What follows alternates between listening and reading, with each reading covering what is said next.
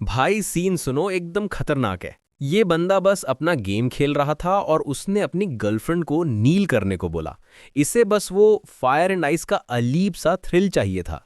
लेकिन तभी अचानक से उसका मुंह कानों तक फट गया। उसकी वो डरावनी चीख हेडसेट के थ्रू सीधा बंदे के कानों में आई, जो अभी भी टावर पुश करने में लगा हुआ था। लेकिन भाई ये बंदा पैनिक वैनिक नहीं हुआ। इसने बड़े आराम से दुश्मन का क्रिस्टल डिस्ट्रॉय किया। फिर अपनी मेमोरी यूज करके उसने दरवाजा खोला, जिसको उसकी खूबसूरत नेबर पीट रही थी। इसने बोला वो अंदर आके छुप सकती है, पर शर्त यह है कि आंखें बंद रखनी पड़ेंगी।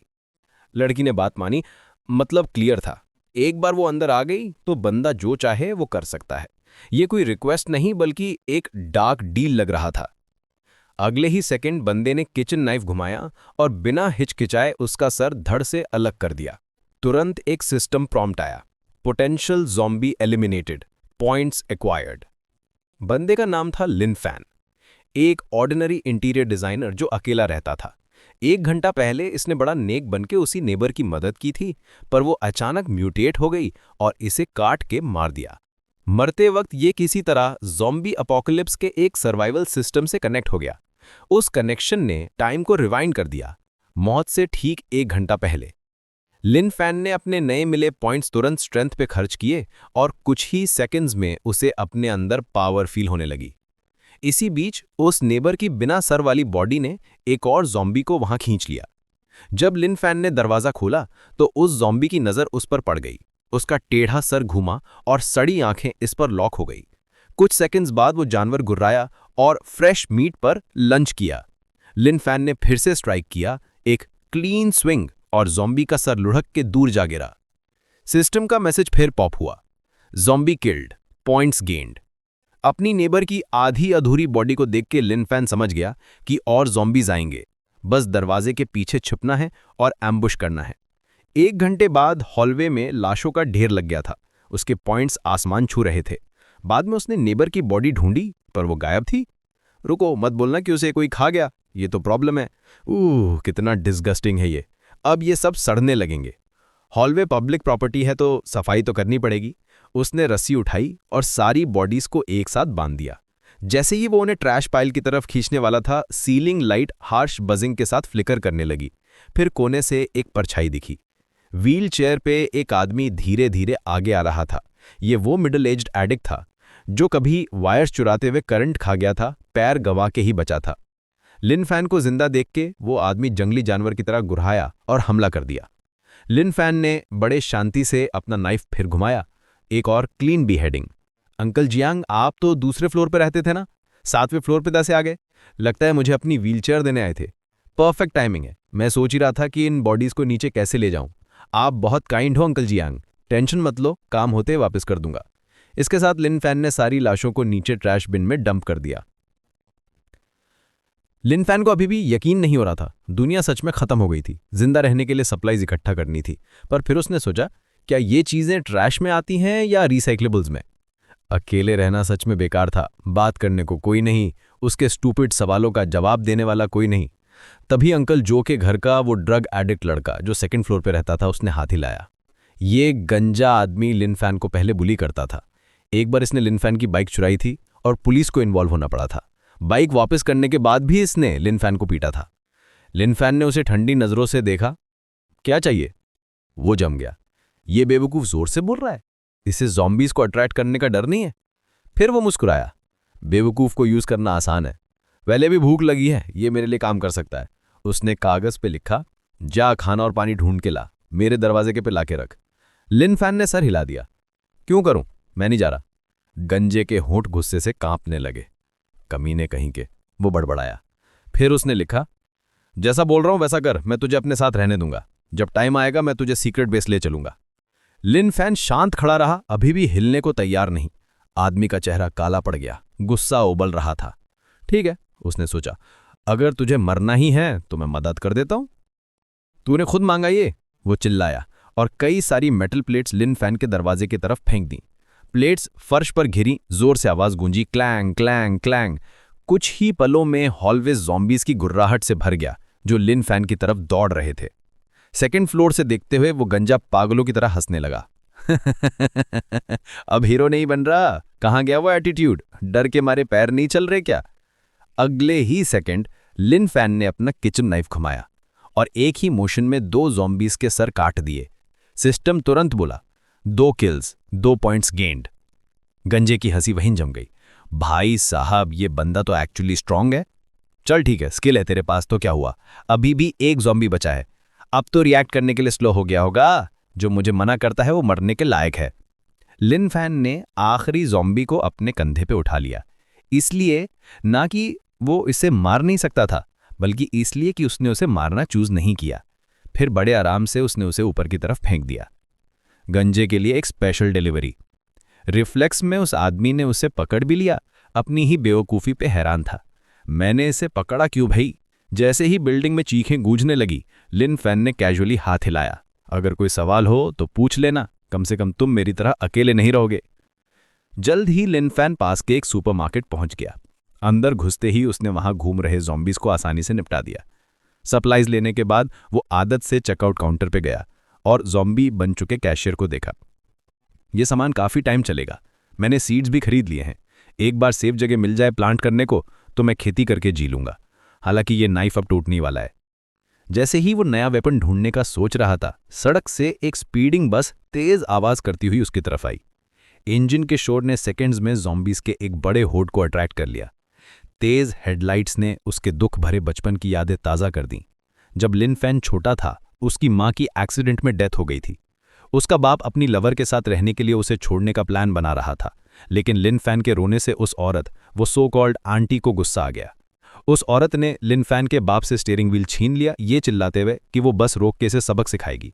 गाड़ी सामने से आ रहे ट्रक से टकरा गई। लिन फैन अभी भी उस बुरी याद में फंसा था जब बस ड्राइवर की भारी आवाज ने उसे होश में लाया।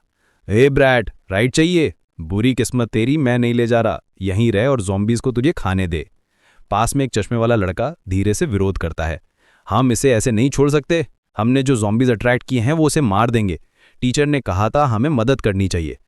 इससे पहले कि वो बात खत्म करता, ड्राइवर ने उसका गला काट दिया और थूका, टीचर, भाड़ में गई तेरी टीचर, ये अपोकलिप्स है, मैं वो करूंगा जो मैं चाहता हूं। तुम चश्मिश नट सोचते हो मुझे लेक्चर दोगे? उसने मजाक उड़ाया। मुझे तुम जैसे स्मार्ट बच्चों से हमेशा से नफरत थी। तुम बस टीचर के पालतू कुत्ते हो, बिना टीचर की ढाल के तुम बस शिकार हो। क्योंकि तुम में इतनी क्या कंपैशन है, मैं रहम करता हूं, मैं तुझे नीचे भेज देता हूं उसे कंपनी देने के लिए। उसने लड़के को बस से धक्का दे दिया और गाड़ी भगा दी। जाते जाते भी वो डर के मारे रियर व्यू मिरर में देख रहा था। वो बेवकूफ़ किचन नाइफ लेके खड़ा है, मत बोलना कि वो अकेले पूरी होड़ से लड़ने का प्लान कर रहा है। एक पल में लिन फैन अपने ख्यालों से बाहर आया, धीरे से बड़बड़ाया, मैं नहीं मरूंगा। माँ और मैंने एक प्रॉमिस किया था, मैं वो बहादुर, नेक और ब्राइट आदमी बनूंगा जो वो हमेशा मानती थी कि मैं बन सकता हूं। इसके साथ उसने अपना किचन नाइफ पूरी ताकत से अपने बड़े हुए स्ट्रेंथ स्टैट के साथ सीधा बस के टायर पे दे मारा। ब्लेड रबर के अंदर घुस गया। बस का बैलेंस बिगड़ा, स्ट्रीट साइन से टकराई और पलट गई।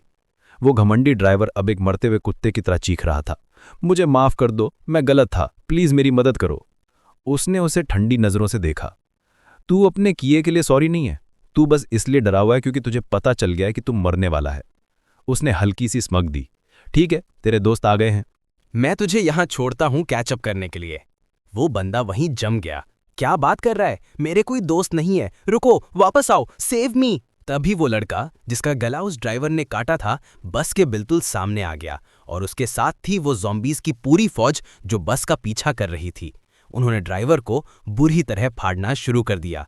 इस टाइम तक लिन फैन का स्ट्रेंथ स्टैट बढ़ के हैरान कर देने वाले 35 पॉइंट्स तक पहुंच चुका था। जब वो पास के एक अपार्टमेंट कॉम्प्लेक्स से गुजरा तो ऊपर से एक औरत की आवाज आई, एक अकेली माँ अपने बच्चे के साथ। ओए यंग मैन, तुमने वो इंटरसेक्शन वाले सारे ज़ॉम्बीज को कैसे पार किया?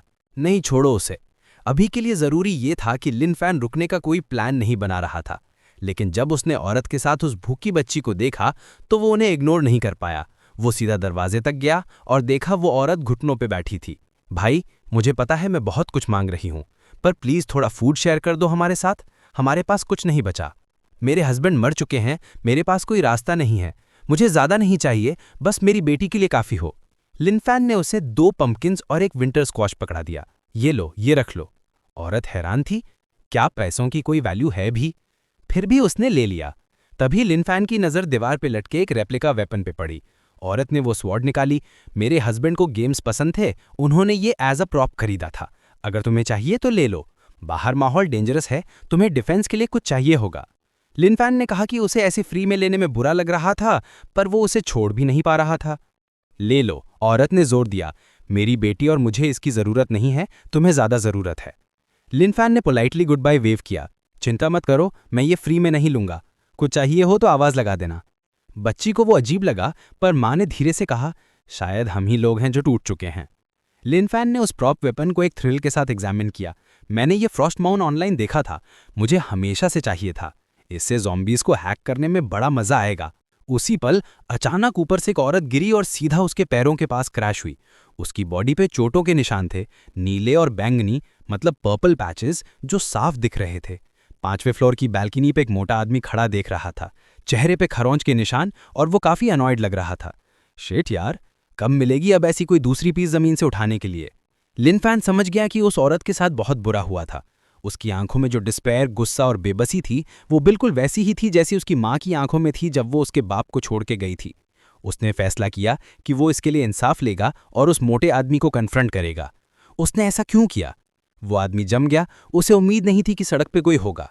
फिर उसने गाली बकी, तू कौन है बे? तू यहाँ रहता नहीं ना?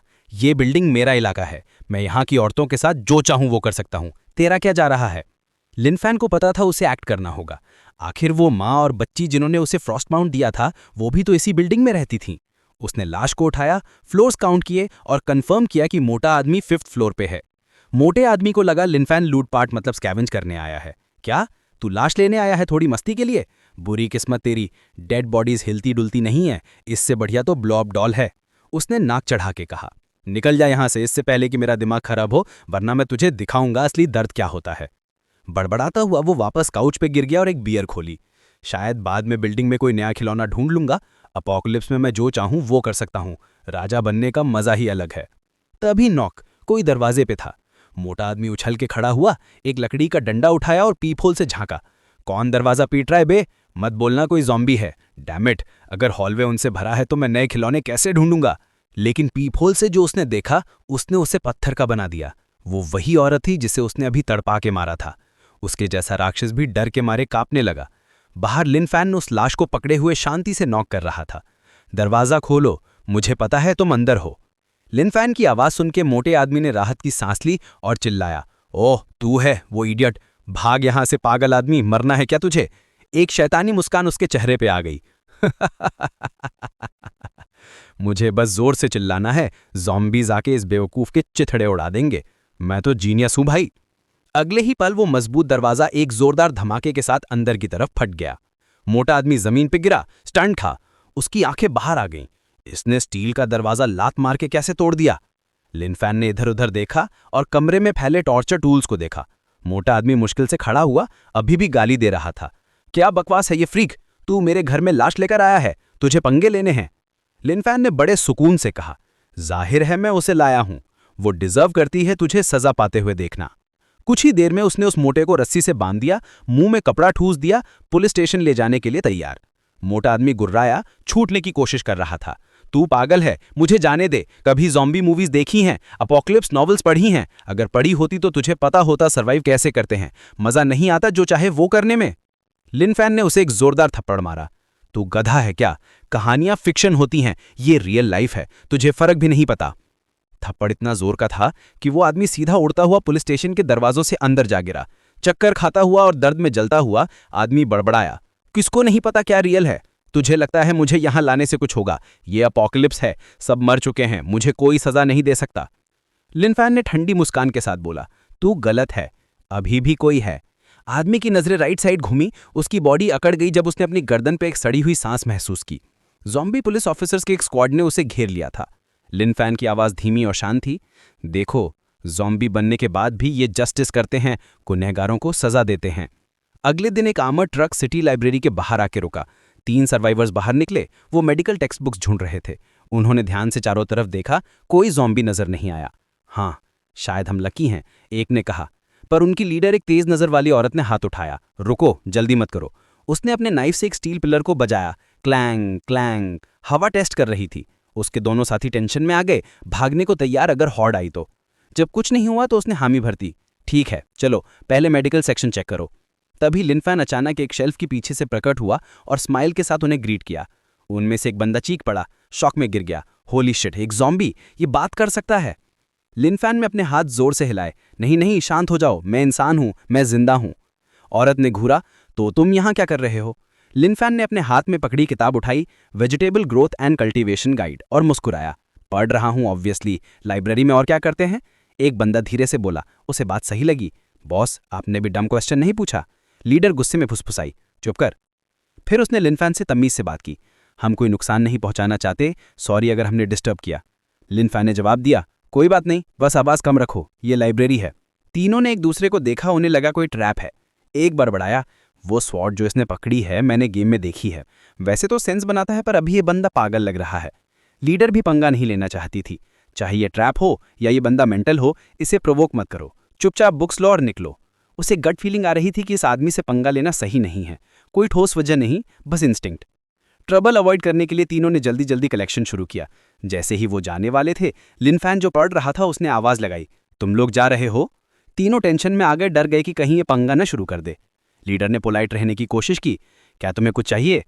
लिनफैन ने कहा, अगर तुम इतनी बुक्स ले जा रहे हो तो तुम्हें रजिस्टर करना चाहिए, ये पर्सनल आइटम्स नहीं है, लोन्स का रिकॉर्ड होना चाहिए। तीनों जम गए। एक ने थूक के कहा, तू मजाक कर रहा है क्या? तुझे पता है बाहर क्या चल रहा है? रजिस्टर? कौन से मेंटल हॉस्पिटल से आया है तू? लीडर को उसका लॉजिक अजीब लगा, पर उसने प्यार से पूछा, क्या मैं पूछ सकती हूँ, क्या तुम्हें पता है अभी बाहर क्या हो रहा है? लिनफैन ने बड़े आराम से बोला, हाँ अपोकलिप्स है, बाहर ज़ॉम्बीज़ हैं जो काटते हैं, उसके अलावा ज़्यादा कुछ बदला नहीं। लीडर का चेहरा सख्त हो गया, क्या ये सच में पागल है या बस नाटक कर रहा है? एक आदमी को लगा मुसीबत आने वाली है। भाई तुझे पता भी है बाहर क्या है? कुछ बेवकूफ़ी मत करना। खैर छोड़, हम अपने काम से काम रखते हैं। लिनफान ने उन्हें शांत किया, रिलैक्स करो, मैं कोई नुकसान नहीं पहुंचाऊंगा, बस बता रहा हूं बाहर खतरा है तो पंगे मत लेना। वैसे मैं लिनफान हूं, सनशाइन कॉम्प्लेक्स बिल्डिंग 2 यूनिट 704 में रहता हूं। अगर कभी मुसीबत में फंसो तो मुझे ढूंढ लेना, मैं स्ट्रांग हूं, सैकड़ों ज़ॉम्बीज़ भी मेरा कुछ नहीं बिगाड़ सकते। तीनों एकदम चुप हो गए। हाँ भाई, कंफर्म है, ये बंदा पागल है, भागो। लीडर में जल्दी से लिनफान को थैंक यू बोला और फिर अपने दोनों टीममेट्स के साथ लाइब्रेरी से ऐसे भागी जैसे भूत देख लिया हो। इससे पहले कि लिनफान कुछ रिएक्ट कर पाता, वो गायब हो चुके थे। मैंने तो तुम्हारे नाम भी नहीं पूछे, उसने कंधे उचकाए। चलो कोई नहीं, सुबह का टाइम सीखने के लिए बेस्ट होता है। अगर मुझे अकेले सर्वाइव करना है तो खेतीबाड़ी सीख लेनी चाहिए। इसी बीच किसी रेगिस्तान या डेजर्ट के नीचे बनी फैसिलिटी में हैजमेट सूट्स पहने साइंटिस्ट काम में लगे हुए थे। अजीब ज़ॉम्बी सेल एक्टिविटी रोज थोड़ी बढ़ रही है। तो तुम कहना चाहते हो कि ये इवॉल्व हो रहे हैं? कुछ वैसा ही। पर वो छोड़, मुझे ये बता, क्या हम एंटीबॉडी बना सकते हैं? नहीं, ये वायरस हमने आज तक देखे किसी भी वायरस से अलग है, नॉन स्ट्रेन्स के आसपास भी नहीं है। तुमने ज़ॉम्बी जीन के बारे में सुना है? मतलब ये लोग मर गए और दूसरी फॉर्म में वापस आ गए। वापस शहर में लिनफान ने फार्मिंग बुक बंद की और अपने अपार्टमेंट कॉम्प्लेक्स लौट आया। उसे जमीन का एक खुला टुकड़ा दिखा जो खेती के लिए परफेक्ट था, पर वो पब्लिक प्रॉपर्टी थी। वहां खेती करने से ज़ॉम्बीज़ या गुस्सैल पड़ोसी आ सकते थे। तो उसने चिल्लाया, मैं लिनफान हूं, सनशाइन कॉम्प्लेक्स का बिल्डिंग 2 यूनिट 704 में रहता हूं। अब से मैं यहां सब्जियां उगाऊंगा, किसी को कोई दिक्कत है क्या? जैसा सोचा था, उसकी चीख ने आसपास के हर ज़ॉम्बी को अट्रैक्ट कर लिया। यहां तक कि बिल्डिंग्स के अंदर वाले ज़ॉम्बीज़ ने भी खिड़कियां तोड़कर नीचे कूद गए। सेकंड्स में वो खाली प्लॉट मुर्दों से भर गया। लिनफान ने फ्रॉस्टमोन निकाली और उनके बीच से ऐसे गुजरा जैसे मक्खन काट रहा हो। ज़ॉम्बीज़ के शरीर सॉफ्ट टोफू की तरह कट रहे थे, उसके सिस्टम पॉइंट्स आसमान छू रहे थे। कुछ ही मिनटों में ज़मीन लाशों से भर गई और लिनफान को अब इस बात की टेंशन नहीं थी कि कोई ज़ॉम्बी उसके गार्डन पर चुपके से हमला करेगा। पक्का करने के लिए लिनफान ने नेबरहुड में फिर से आवाज लगाई, ओए, किसी और को कोई दिक्कत है क्या?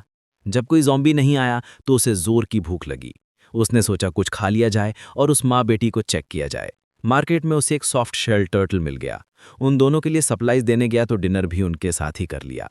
औरत ने धीरे से कहा, मुझे पता है बिना वजह कोई मदद नहीं करता, तुमने हमारे लिए पहले ही इतना कुछ कर दिया है। मैं तुम्हें अनकंफर्टेबल नहीं करना चाहती थी, पर मेरे हस्बैंड जा चुके हैं, अगर मुझे कुछ हो गया तो मेरी बेटी। उसने अपनी बात पूरी नहीं की। लिनफान उसका मतलब समझ गया, चॉपस्टिक्स नीचे रखीं और शांति से पूछा, तुम क्या चाहती हो मैं क्या करूं? वो औरत हैरान रह गई, इतनी आसानी से मान गया। शर्माते हुए धीरे से बोली, मैं अपनी बेटी के साथ तुम्हारे साथ चलना चाहती हूँ। लिनफान ने पलकें झुकाई, उसका मतलब पूरी तरह मिस कर गया। ओह, तुम मेरे कॉम्प्लेक्स में शिफ्ट होने की बात कर रही हो? हाँ ज़रूर, मैं रियल एस्टेट ऑफिस में तुम्हारे लिए बात कर सकता हूँ। वो औरत उसे घूरती रह गई, बिल्कुल कंफ्यूज्ड। हम सेम लैंग्वेज बोल रहे हैं ना? इसी बीच शहर के दूसरे तरफ एक लग्जरी अपार्टमेंट टॉवर के टॉप पर एक मिडल एज्ड आदमी का फोन बजा। उसका चेहरा खिल उठा। हर कॉल उसे एक रेस्क्यू की उम्मीद लगती थी। हेलो मिस्टर चुन, एक शांत आवाज आई। मैं उस प्रॉपर्टी के लिए कॉल कर रहा हूं जो आपने XI इन्फो रियलिटी के साथ लिस्ट की थी। क्या मैं उसे रेंट पे ले सकता हूं? चुन जम गया और गुस्से में फोन काट दिया। मजाक कर रहा है क्या? Prank call? बाहर देख भाई, दुनिया खत्म हो रही है। अपोकलिप्स बहुत तेजी से आया था। सिर्फ कॉम्प्लेक्स की टाइट सिक्योरिटी की वजह से वो जिंदा थे। कई दिन से वो आसमान देख रहे थे हेलीकॉप्टर्स की उम्मीद में, पर कुछ नहीं आया। जैसे ही चुन निराशा में आहें भरने वाला था, फोन फिर बजा। इससे पहले कि सामने वाला कुछ बोलता, वो फट पड़ा। पागल है क्या तू? लिनफान की आवाज सच में कंफ्यूज थी। आप चिल्ला क्यों रहे हैं? मुझे बस आपका घर रेंट पे लेना है। चुन ने फिर फोन काट दिया, गुस्से में उबल रहा था। लिनफान ने सांस छोड़ी। यार, इस बंदे के टेम्पर को क्या हुआ है? ठीक है, मैं वापस कॉल करता हूं। चुन दहाड़ा, नसें फूल गईं। कमीने, आखिर तुझे चाहिए क्या? लिनफान शांत रहा। मिस्टर चुन, मुझे बस आपका अपार्टमेंट रेंट पे लेना है। इतना हाइपर होने की जरूरत नहीं है। चुन का सब्र टूट गया। ठीक है, तुझे चाहिए, ले ले। मैं छत पर हूं। फांगजी इंटरनेशनल 3, आजा खुद रेंट करने। आजा, अगर दम है तो आजा, मुझे ढूंढ ले। रेंटल सिक्योर करने के बाद लिनफान ने जल्दी से माँ और बेटी को गुड बाय कहा। यहाँ रुको, मैं अभी तुम्हारे लिए लीज साइन करके आता हूँ। औरत ने रोकने की कोशिश की, पर वो दरवाजा बंद करके जा चुका था।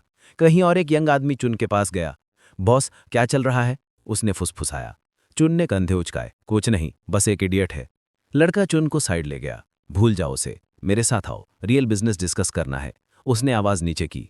बॉस, मैंने हिसाब लगाया है, हमारी सप्लाईज मुश्किल से 2 हफ्ते चलेंगी। चुन के माथे पर शिकन आ नहीं। तो तू क्या कह रहा है?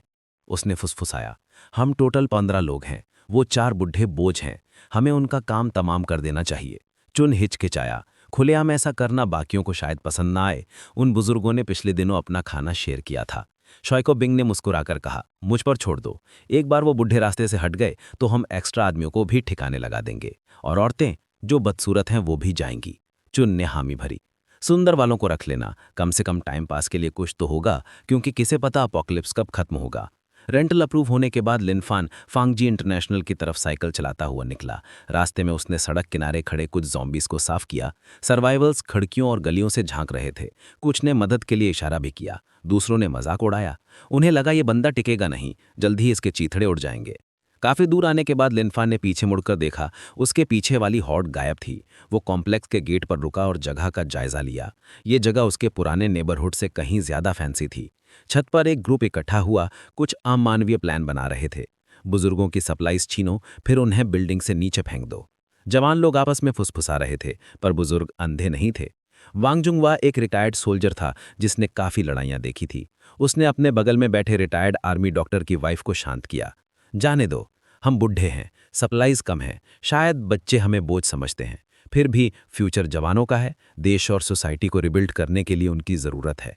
पास ही बैठे जाओ अवान, एक रिटायर्ड मिलिट्री इंजीनियर, धीरे से हंसे। वांग, तुमने सच में इस बात से समझौता कर लिया है? वांग ने पूछा, क्या वो भी वैसा फील करते हैं? जाओ ने हामी भरी। हमने अपनी पूरी जिंदगी दे दी, दिखाने के लिए और कुछ बचा नहीं है। तुम उन्हें पूरी तरह ब्लेम नहीं कर सकते। सर्वाइवल सबसे जरूरी है। वांग की वाइफ लियांग यिन ने आंखें घुमाई। हमने दशकों तक दुख झेले हैं, थोड़ी और मुसीबत से कुछ बदलेगा नहीं। इसी बीच चुन गैंग और शाओ बिंग ने ज्यादातर जवानों को इकट्ठा कर लिया था। अब वो चारों बुजुर्गों की तरफ बढ़ रहे थे। शाओ बिंग के दिमाग में एक और गहरा प्लान था।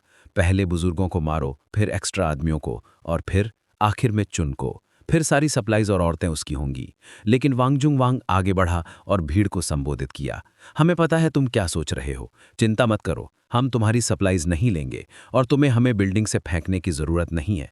कुछ कारनामे दाग छोड़ जाते हैं, वो तुम्हें सताएंगे। हम बूढ़े लोग अपने घर जाएंगे और जो भी आएगा उसका इंतजार करेंगे।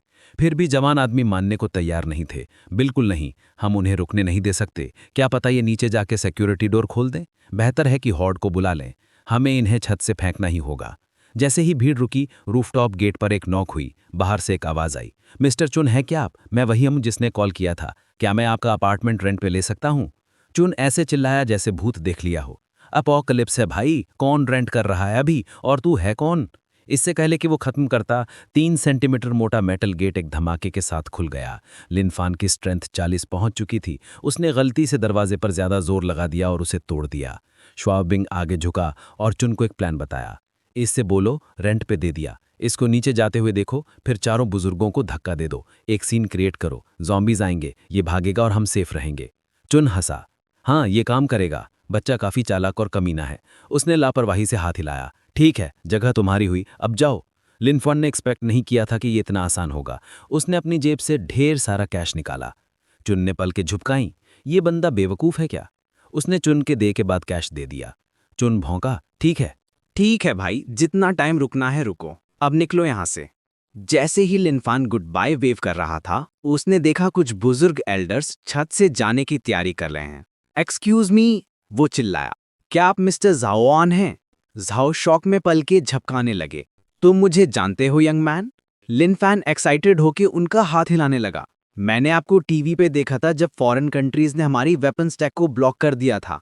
आपने उस टीम को लीड किया था जिसने ब्रेक थ्रू किया था। आप तो नेशनल हीरो हो। झाओ हल्के से हंसे। वो तो बहुत पुरानी बात है बेटा, मुझे मक्खन मत लगाओ। लिनफैन बाकियों की तरफ मुड़ा। क्या आप सब रूफ छोड़ के जाने का प्लान बना रहे हैं? बाहर माहौल डेंजरस है। झाओ ने धीरे से सर हिलाया। नहीं, हम यहीं रहेंगे। सप्लाईज कम है, जवान लोगों को उनकी जरूरत है। हमने अपनी जिंदगी जी ली है, जो बचा है उसे वेस्ट करने की जरूरत नहीं। लिनफैन का चेहरा उतर गया। उसके दिमाग में वो इमेजेस घूमने लगी जहां बुजुर्गों को साइड कर दिया जाता है, बुरा बर्ताव होता है और मरने के लिए छोड़ दिया जाता है। यहां तक कि चुन गैंग भी उसकी आंखों में वो लुक देख के थोड़ा सहम गया। ये बंदा डेंजरस है। लिनफैन ने एक गहरी सांस ली। प्लीज मेरे साथ चलिए, मेरी जगह सेफ है, मैं आप लोगों को प्रोटेक्ट कर सकता हूं। बुजुर्गों ने प्यार से मना कर दिया। शुक्रिया बेटा, पर नहीं, तुमने इतनी परवाह दिखाई वही काफी है। लिनफैन अड़ गया। मैं स्ट्रांग हूं, सच में, मेरे साथ चलिए, मैं तो आपको अपने नेबरहुड में एक जगह रेंट करने में भी मदद करूंगा। बुजुर्ग एक दूसरे को अजीब नजरों से देखने लगे। झाओ ने हंस के बात संभाली। ये लड़का तो हीरे जैसा है। लिनफैन ने झाओ का हाथ पकड़ा और बोला, हिचकिचाओ मत, मुझ पे भरोसा रखो, चलो मेरे साथ। चुन उन्हें रोकने के लिए आगे बढ़ा, पर शाओ बिंग ने उसे पकड़ लिया। शाओ फुसफुसाया, बॉस, इन्हें जाने दो। एक बार ये नीचे पहुंच गए, हम ज़ॉम्बीज़ को भड़का देंगे। वो और ये बुड्ढे एक साथ चीर फाड़ दिए जाएंगे। ये बुजुर्ग कभी अपने देश के लिए मरने को तैयार थे। अब बुढ़ापे में उन्हें जवान लोग सेफ जोन से धक्का दे रहे थे।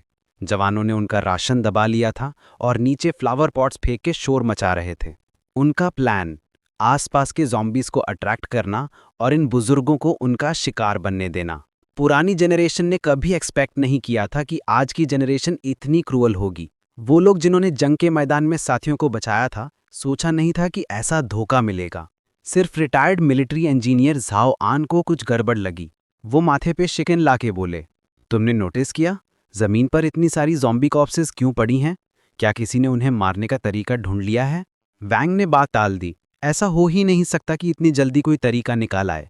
वो चुप हुए और सारी भीड़ लिनफैन को देखने लगी। लिनफैन थोड़ा अनकंफर्टेबल हो गया। मेरे पास कोई चॉइस नहीं थी, मुझे उन्हें मारना पड़ा ताकि मैं सेफ तरीके से रूफ तक आ सकूं। पर बुजुर्ग लाशों को नहीं देख रहे थे। वो इस बात से हक्का बक्का थे कि इसने अकेले इतने सारे ज़ॉम्बीज़ खत्म कर दिए। इसी बीच रूफटॉप पे सर्वाइवर्स ने हर वो फ्लावर पॉट फेंक दिया जो उन्हें मिला।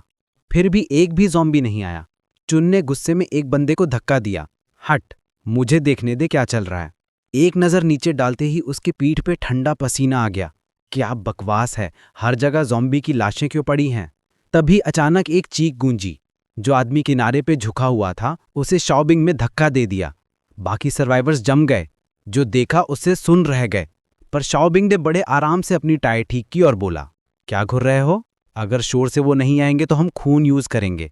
इसकी स्मेल दूर तक जाती है। चुन जोर से हंसा, ताली बजाते हुए। दिमाग लगाया तूने, वो चिल्लाया और बाकी लोग भी शैतानी हंसी के साथ जुड़ गए। वो आदमी जोर से जमीन पर गिरा। उसकी बॉडी फट गई। खून हर तरफ फैल गया और सड़क लाल हो गई। दूर खड़े ज़ॉम्बीज़ को ताज़े खून की महक आई और वो जंगली जानवरों की तरह उस तरफ दौड़े। रूफटॉप पे चुन जोर जोर से हंसा। क्या बात है शाओ, अब देखते हैं वो बेवकूफ़ कैसे भागते हैं। मुझे उनकी चीखें सुनने का इंतजार नहीं हो रहा। जाओ आन की वाइफ, जो कभी टीचर थी, पैनिक करने लगी। अब हम क्या करें? लिन फैन ने अचानक पूछा। आपके पास कार है?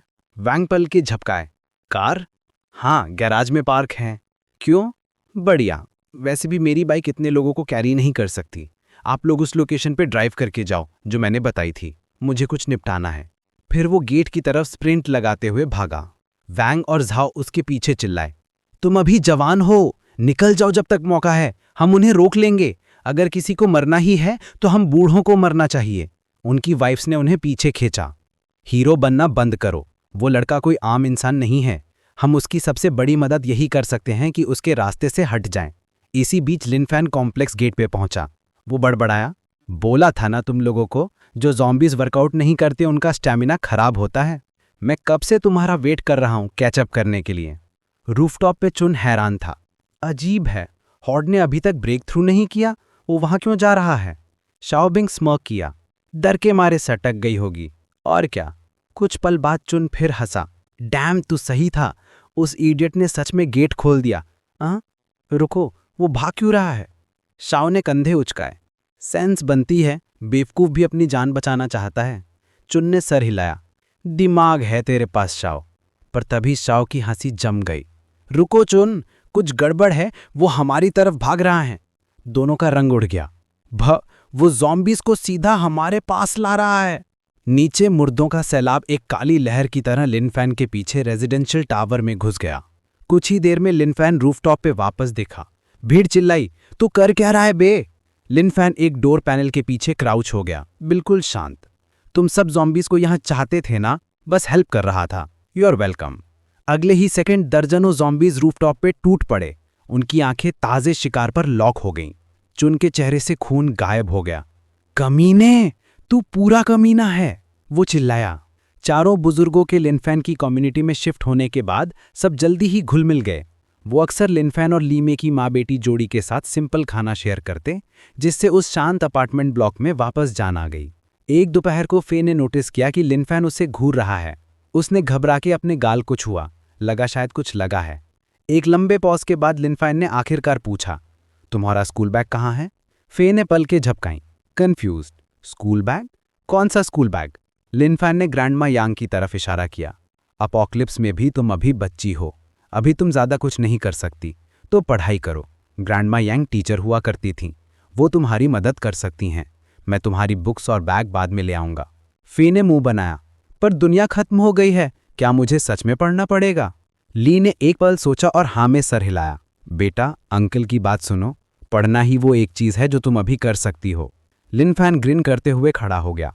तुम लोग पहले खाओ, मैं कूड़ा फेंक के आता हूं और फे का बैग ले आता हूं। फे ने दुखी सी आह भरी। अंकल, मैंने ऐसा क्या किया जो मुझे ये सजा मिल रही है? और बस ऐसे ही वो शांत सनशाइन कॉम्प्लेक्स फिर से गर्माहट पा गया। अब ये 6 नए सर्वाइवर्स का घर था। उस रात 2 ज़ॉम्बीज सड़क के उस पार एक 2 स्टोरी ऑटो रिपेयर शॉप की तरफ लड़खड़ाते हुए गए। अगले ही सेकंड 2 एरोज उनके स्कल्स के आर पार हो गए, उन्हें तुरंत गिरा दिया। शूटर एक फॉर्मर हॉबिस्ट आर्चर था, जो अब एक स्कैवेंजर बन गया था और सड़क को एक एक लाश करके साफ कर रहा था। शॉप के अंदर वाले ज़ॉम्बीज हालांकि हैंडल करने के लिए रिस्क वाले थे, ज्यादा शोर हॉट को खींच सकता था। वो अकेला नहीं था, एक औरत और 2 आदमी उसके साथ काम कर रहे थे। उनका खाना सिर्फ 1 हफ्ता चलता, पर कम से कम नल का पानी अभी भी आ रहा था। कोई ना कोई बाहर अभी भी वाटर प्लांट चला रहा होगा। अचानक एक कान फाड़ू धमाका बाहर गूंजा, जिससे आर्चर का चेहरा सफेद पड़ गया। पास की बिल्डिंग से आग की लपटें निकली, जिसने तुरंत इलाके के हर ज़ॉम्बी को अपनी तरफ खींच लिया। शॉर्ट हेयर वाली औरत विंडो के पास भागी, गुस्से में, किस गधे ने ये शोर मचाया? बाहर एक अकेली औरत अपनी जान बचा के भाग रही थी, डर के मारे चीख रही थी जैसे ही हॉट पास आई। तभी बैंग! एक विशाल हाथ नीचे गिरा, उसे खून के तालाब में कुचल दिया। एक टावरिंग म्यूटेंट ज़ॉम्बी करीब 4 मीटर लंबा वहां खड़ा था। उसका शरीर काली धुन ने लिपटा था, राक्षसा और ताकतवर था। शॉर्ट हेयर वाली औरत के होंठ कांपने लगे। एक म्यूटेंट ज़ॉम्बी, ये इवॉल्व कर सकते हैं। तभी पास की गली से एक गार्बेज बिन के पहिए रगड़ने की आवाज आई। वो जम गई, सोचा एक और जायंट ज़ॉम्बी आ रहा है, पर उसकी जगह लिन फैन निकला, बड़े आराम से गार्बेज बिन धक्का देते हुए। वो हॉर्ड और उस म्यूटेंट को ऐसे उड़ाता चला गया जैसे वो कुछ थे ही नहीं। उसकी स्ट्रेंथ पहले ही लिमिट पहुंच चुकी थी। उसका स्टैमिना और स्पीड इंसानों की पहुंच से बाहर थी। जैसे ही वो उस पतली गली यानी एली से गुजरा, उसने उस घिरे हुए जायंट की तरफ देखा तक नहीं। रिपेयर शॉप के सेकंड फ्लोर पे छुपी वो शॉर्ट हेयर वाली लड़की ने लिन फैन को पहचान लिया और फुसफुसाई, ये वही है, ये एक्चुअली वही है। बाकी लड़कों को लगा जैसे मौत के मुंह से वापस आए हैं। क्या मैं सपना देख रहा हूँ? कोई बंदा ट्रैश बिन धक्का दे रहा है। बॉस, उसने ज़ॉम्बीज़ को दूर खींच लिया, हम शायद बच गए। सीन कट होता है सीता सुपरमार्केट के नीचे ली मेई के पुराने अपार्टमेंट ब्लॉक के पास। लिन फैन ने बिन को कॉम्प्लेक्स के गेट पर पार्क किया और ऊपर गया फेका बैकपैक और टेक्स्ट बुक्स लेने। सुपरमार्केट के सेकंड फ्लोर पर छुपे 4 थग्स ने नीचे आवाज लगाई, ओए क्या कर रहा है वहां पर? लिन फैन ने ऊपर देखा और बड़े आराम से जवाब दिया, कुछ चाहिए क्या? कॉम्प्लेक्स के ट्रैश बिन्स फुल हैं, मैं बस फेंकने की जगह ढूंढ रहा हूं और कुछ सामान लेने आया हूं। इससे पहले कि वो बात खत्म करता, वो उसका मजाक उड़ाने लगे। इसको सुनो, कूड़ा फेंक रहा है, क्या टैलेंट है भाई, सिर्फ एपोकलिप्स में ही कोई बंदा ट्रैश ड्यूटी में स्पेशलाइज करेगा। लिन फैन को ये अजीब नहीं लगा, ट्रैश डंप करना नॉर्मल है, एपोकलिप्स हो या ना हो लाइफ चलती रहती है। अगर मदद चाहिए तो बोल दो। गंजा बंदा स्नियर करते हुए बोला, अबे ढक्कन, हम यहाँ ऊपर मस्त हैं, तूने एक्चुअली पूछा कि हमें मदद चाहिए? रुक, मैं चिल्लाता हूँ, मैं होड को बुलाता हूँ, फिर तू भागियो मजे के लिए। लिन फैन ने टाइम वेस्ट करना सही नहीं समझा, उसने हाथ हिलाया, बाय दिन बोला और चल दिया। उसके ऐसे अचानक चले जाने से उन गुंडों की खुन्नस भर गई। उन्होंने प्लान बनाया कि ज़ॉम्बीज़ को शोर मचा के बुलाएंगे ताकि वो किसी को भागते हुए देख सकें। वो कॉन्फिडेंट थे कि सेकंड फ्लोर सेफ है, आखिर ज़ॉम्बीज़ उड़ थोड़ी सकते हैं। फिर वो 4 थग्स खराब मेगाफोन्स की तरह चिल्लाने लगे, उनकी चीखें पूरी सड़क पर गूंज रही थी। वो मिनटों तक चिल्लाते रहे पर नीचे एक भी ज़ॉम्बी नहीं आया। क्या बकवास है, सारे ज़ॉम्बीज़ कहाँ गए? ऐसा नहीं हो सकता कि ये एरिया क्लीन है, वो सब गायब नहीं हो सकते। सड़क के उस पार लिन फैन दूसरी बिल्डिंग के गेट के पीछे खड़ा था और पीछे मुड़ के देख रहा था। रिलैक्स, उसने शांति से कहा, वो बस आता ही होगा। इसके साथ ही वो नजरों से ओझल हो गया। थग्स गुस्से में बड़बड़ाए, मूड खराब कर दिया, ये इडियट ज़ॉम्बीज़ से मर भी नहीं पाया। अचानक जमीन हिलने लगी, छोटे पत्थर उछलने लगे, भारी कदमों की आवाज, थर्ड थोड़, जैसे बिजली कड़क रही हो पास में। ओ क्रैप, कुछ आ रहा है, ये कैसी आवाज है? इससे पहले कि वो बात पूरी करते, एक विशाल डरावना चेहरा सेकंड फ्लोर की खिड़की पर दिखा। अगले ही पल उनमें से 3 गुंडे उस जायंट ज़ॉम्बी के हाथों कुचले गए और फाड़ दिए गए। इसी बीच लिन फैन सामने वाली बिल्डिंग के फर्स्ट फ्लोर पर बुक स्टोर पहुंच चुका था। जैसे ही वो सीढ़ियां चढ़ने लगा, उसे एक बीबी के रोने की हल्की आवाज सुनाई दी। आवाज का पीछा करते हुए वो कॉर्नर की लैंडिंग पर पहुंचा। वहां एक औरत उसके सामने लटकी हुई थी, बेनाम बेजान। उसका बच्चा अभी भी जिंदा था, फिर भी उसने अपनी जान लेना चूज किया। उसने अपने बच्चे के बचने का आखिरी चांस भी खत्म कर दिया था।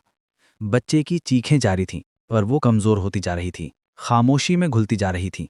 लिन फैन ने प्यार से उस मरी हुई औरत की बाहों से बच्चे को लिया। उसके गर्म हाथ उस कमजोर जान को शांत करने की कोशिश कर रहे थे। तभी उसे बच्चे के ब्लैंकेट में कुछ महसूस हुआ, एक छोटी सी डायरी। उसमें लिखा था, कोई रेस्क्यू नहीं है, खाना नहीं है, मैं कमजोर होती जा रही हूँ। मुझे पता है मैं ज्यादा देर नहीं टिकूंगी। मैंने लोगों को ज़ॉम्बी बनते देखा है। मैं अपने बच्चे को चोट नहीं पहुंचाना चाहती। जब तक मैं साफ सोच सकती हूँ, मुझे वो करना होगा जो ज़रूरी है। मुझे डर है कि मैं उसे काट लूंगी, इसलिए मैंने अपने दांत तोड़ लिए हैं और अपना मुंह टेप से बंद कर लिया है ताकि ज़ॉम्बी बनने के बाद भी मैं उसे नुकसान ना पहुंचा सकूं। मेरे बच्चे का नाम मिंग मिंग है। अगर किसी को ये मिले तो प्लीज़ उसे जिंदा रहने देना, और अगर नहीं बचा सकते तो प्लीज़ उसे बाहर मत छोड़ना। मैं नहीं चाहती वो खाया जाए। लिन फैन ने धीरे से सांस छोड़ी। आराम करो, मैं पूरी कोशिश करूंगा तुम्हारे बच्चे को जिंदा रखने की। और जैसे ही वो बोला, एक बास्केटबॉल अजीब तरीके से लुढ़कती हुई उसके पैरों के पास आई। एक सेकंड बाद एक ज़ॉम्बी, जो देखने में गारफील्ड जैसा लग रहा था, उस पर सीधा लपका। ये अब तक मिले किसी भी ज़ॉम्बी से कहीं ज्यादा तेज था। लिन फैन ने फ्रॉस्ट मोड निकाला, कंफ्यूज था। ऐसा मॉन्स्टर यहाँ कैसे हो सकता है जबकि बच्चा अभी तक जिंदा है? फिर उसे समझ आया, ये क्रीचर वेट कर रहा था, उस बच्चे को बेट की तरह यूज कर रहा था ताकि कोई भी नेक इंसान मदद करने आए तो वो उसका शिकार कर सके। इस ख्याल के साथ लिन फैन ने फ्रॉस्ट मोड घुमाया और उस इवॉल्व्ड स्पीड टाइप ज़ॉम्बी को बीच से 2 हिस्सों में काट दिया। सिस्टम बोला, +3 एट्रीब्यूट पॉइंट्स गेंड। ये वाला अलग था, इसमें क्लियर इंटेलिजेंस थी। बाकी सारे ज़ॉम्बीज जो उसे मिले थे वो बेसिकली ब्रेन डेड थे। उस क्रीचर के रिमेन्स से एक रेड क्रिस्टल फट के बाहर निकला जो हल्के से ग्लो कर रहा था। लिन फैन ने पलकें झपकाई, खुद से बड़बड़ाया, पक्का कोई किताबी कीड़ा ज़ॉम्बी होगा। इस बुक स्टोर में जम के पढ़ाई की होगी इसने। लगता है सच ही कहते हैं, नॉलेज इज पावर। खैर, जब मैं यहाँ आई गया हूँ तो फे के लिए कुछ वर्कबुक्स और एग्जाम पेपर्स ले लेता हूँ। वो पढ़ाकू टाइप लगती है, इन्हें देख के तो वो पागल ही हो जाएगी। इसी दौरान दूर एक डेजर्ट बेस के नीचे गहराई में एक प्रोफेसर आंखें फाड़े उस सील्ड रेड क्रिस्टल को घूर रहा था। तुम कह रहे हो ये एक ज़ॉम्बी की खोपड़ी के अंदर से निकला है? एक फीमेल ऑफिसर ने सलूट किया। यस सर, स्पेसिमेन अजीब था तो हमने उसे डाइसेक्ट किया और उसके ब्रेन के अंदर ये क्रिस्टल मिला। मुझे सब बताओ, उसने जोर दिया। पहला शॉट यांग नांग ने चलाया था, स्नाइपर राइफल, डायरेक्ट हेडशॉट, पर ज़ॉम्बी मरा नहीं, बल्कि वो बेस की तरफ और तेजी से भागा। वो गोली चलाता गया, हर राउंड सर पर लगी। वो तब जाके गिरा जब उसका स्कल पूरी तरह से डिस्ट्रॉय हो गया। इससे पहले हर ज़ॉम्बी बस एक सर पर वार करने से मर जाता था, पर ये वाला हाई कैलिबर राउंड्स भी से खत्म नहीं कर पा रहे थे। ये एक्सप्लेनेशन से बाहर है। प्रोफेसर ने गहरी चिंता जताई। ज़ॉम्बीज इवॉल्व हो रहे हैं, पर ऐसे क्यों? इतने स्ट्रॉन्ग की हेडशॉट भी उन्हें नहीं मार सकता। वो डेमन्स में बदल रहे हैं। इस पॉइंट पर चाइना में सिर्फ 2 बेसेस कांटेक्ट में हैं, ड्रैगन पैलेस और गैलेक्सी बेस। पर अगर अनडेड ऐसे ही इवॉल्व होते रहे तो क्या हम बची कुची दुनिया को बचा पाएंगे? फीमेल ऑफिसर हिचकिचाई, थोड़ा शर्माते हुए। सर, मेरे पास एक आइडिया है, ज़्यादा साइंटिफिक नहीं है, पर मैं ज़ॉम्बी नॉवेल्स पढ़ा करती थी। उन कहानियों में ज़ॉम्बीज़ के दिमाग में क्रिस्टल्स होते हैं, इवोल्यूशन का मटेरियल। इंसान जो ज़ॉम्बीज़ को मारते हैं वो इन क्रिस्टल्स की एनर्जी एब्जॉर्ब करके स्ट्रांग बन सकते हैं, यहाँ तक कि सुपर ह्यूमन भी। मेरे ख्याल से ये क्रिस्टल वही है। प्रोफेसर पूरी तरह से खोया हुआ लग रहा था।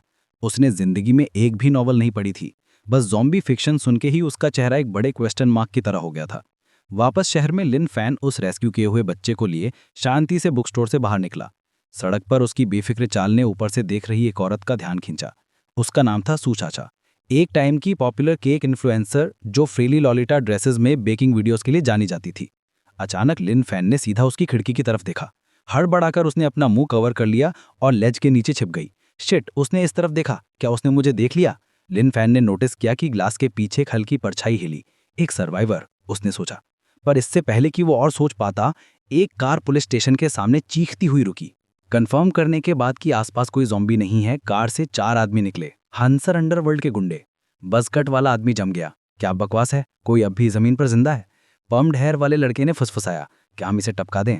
जूड़ा वाले आदमी ने सर हिलाया, नहीं, हम बहुत ज्यादा अटेंशन ड्रॉ करेंगे, याद रखना हम यहाँ बॉस के ऑर्डर्स पर हैं। मोटू के वाले ने हामी भरी, हाँ, अगर हमें वो नहीं मिला जो बॉस को चाहिए तो वो हमारी खाल उधेड़ देगा। इसी बीच कार में बैठा वो गंजा आदमी लिन फैन को ठंडी नजरों से देख रहा था। सोच रहा था, ये भाग भी नहीं रहा है।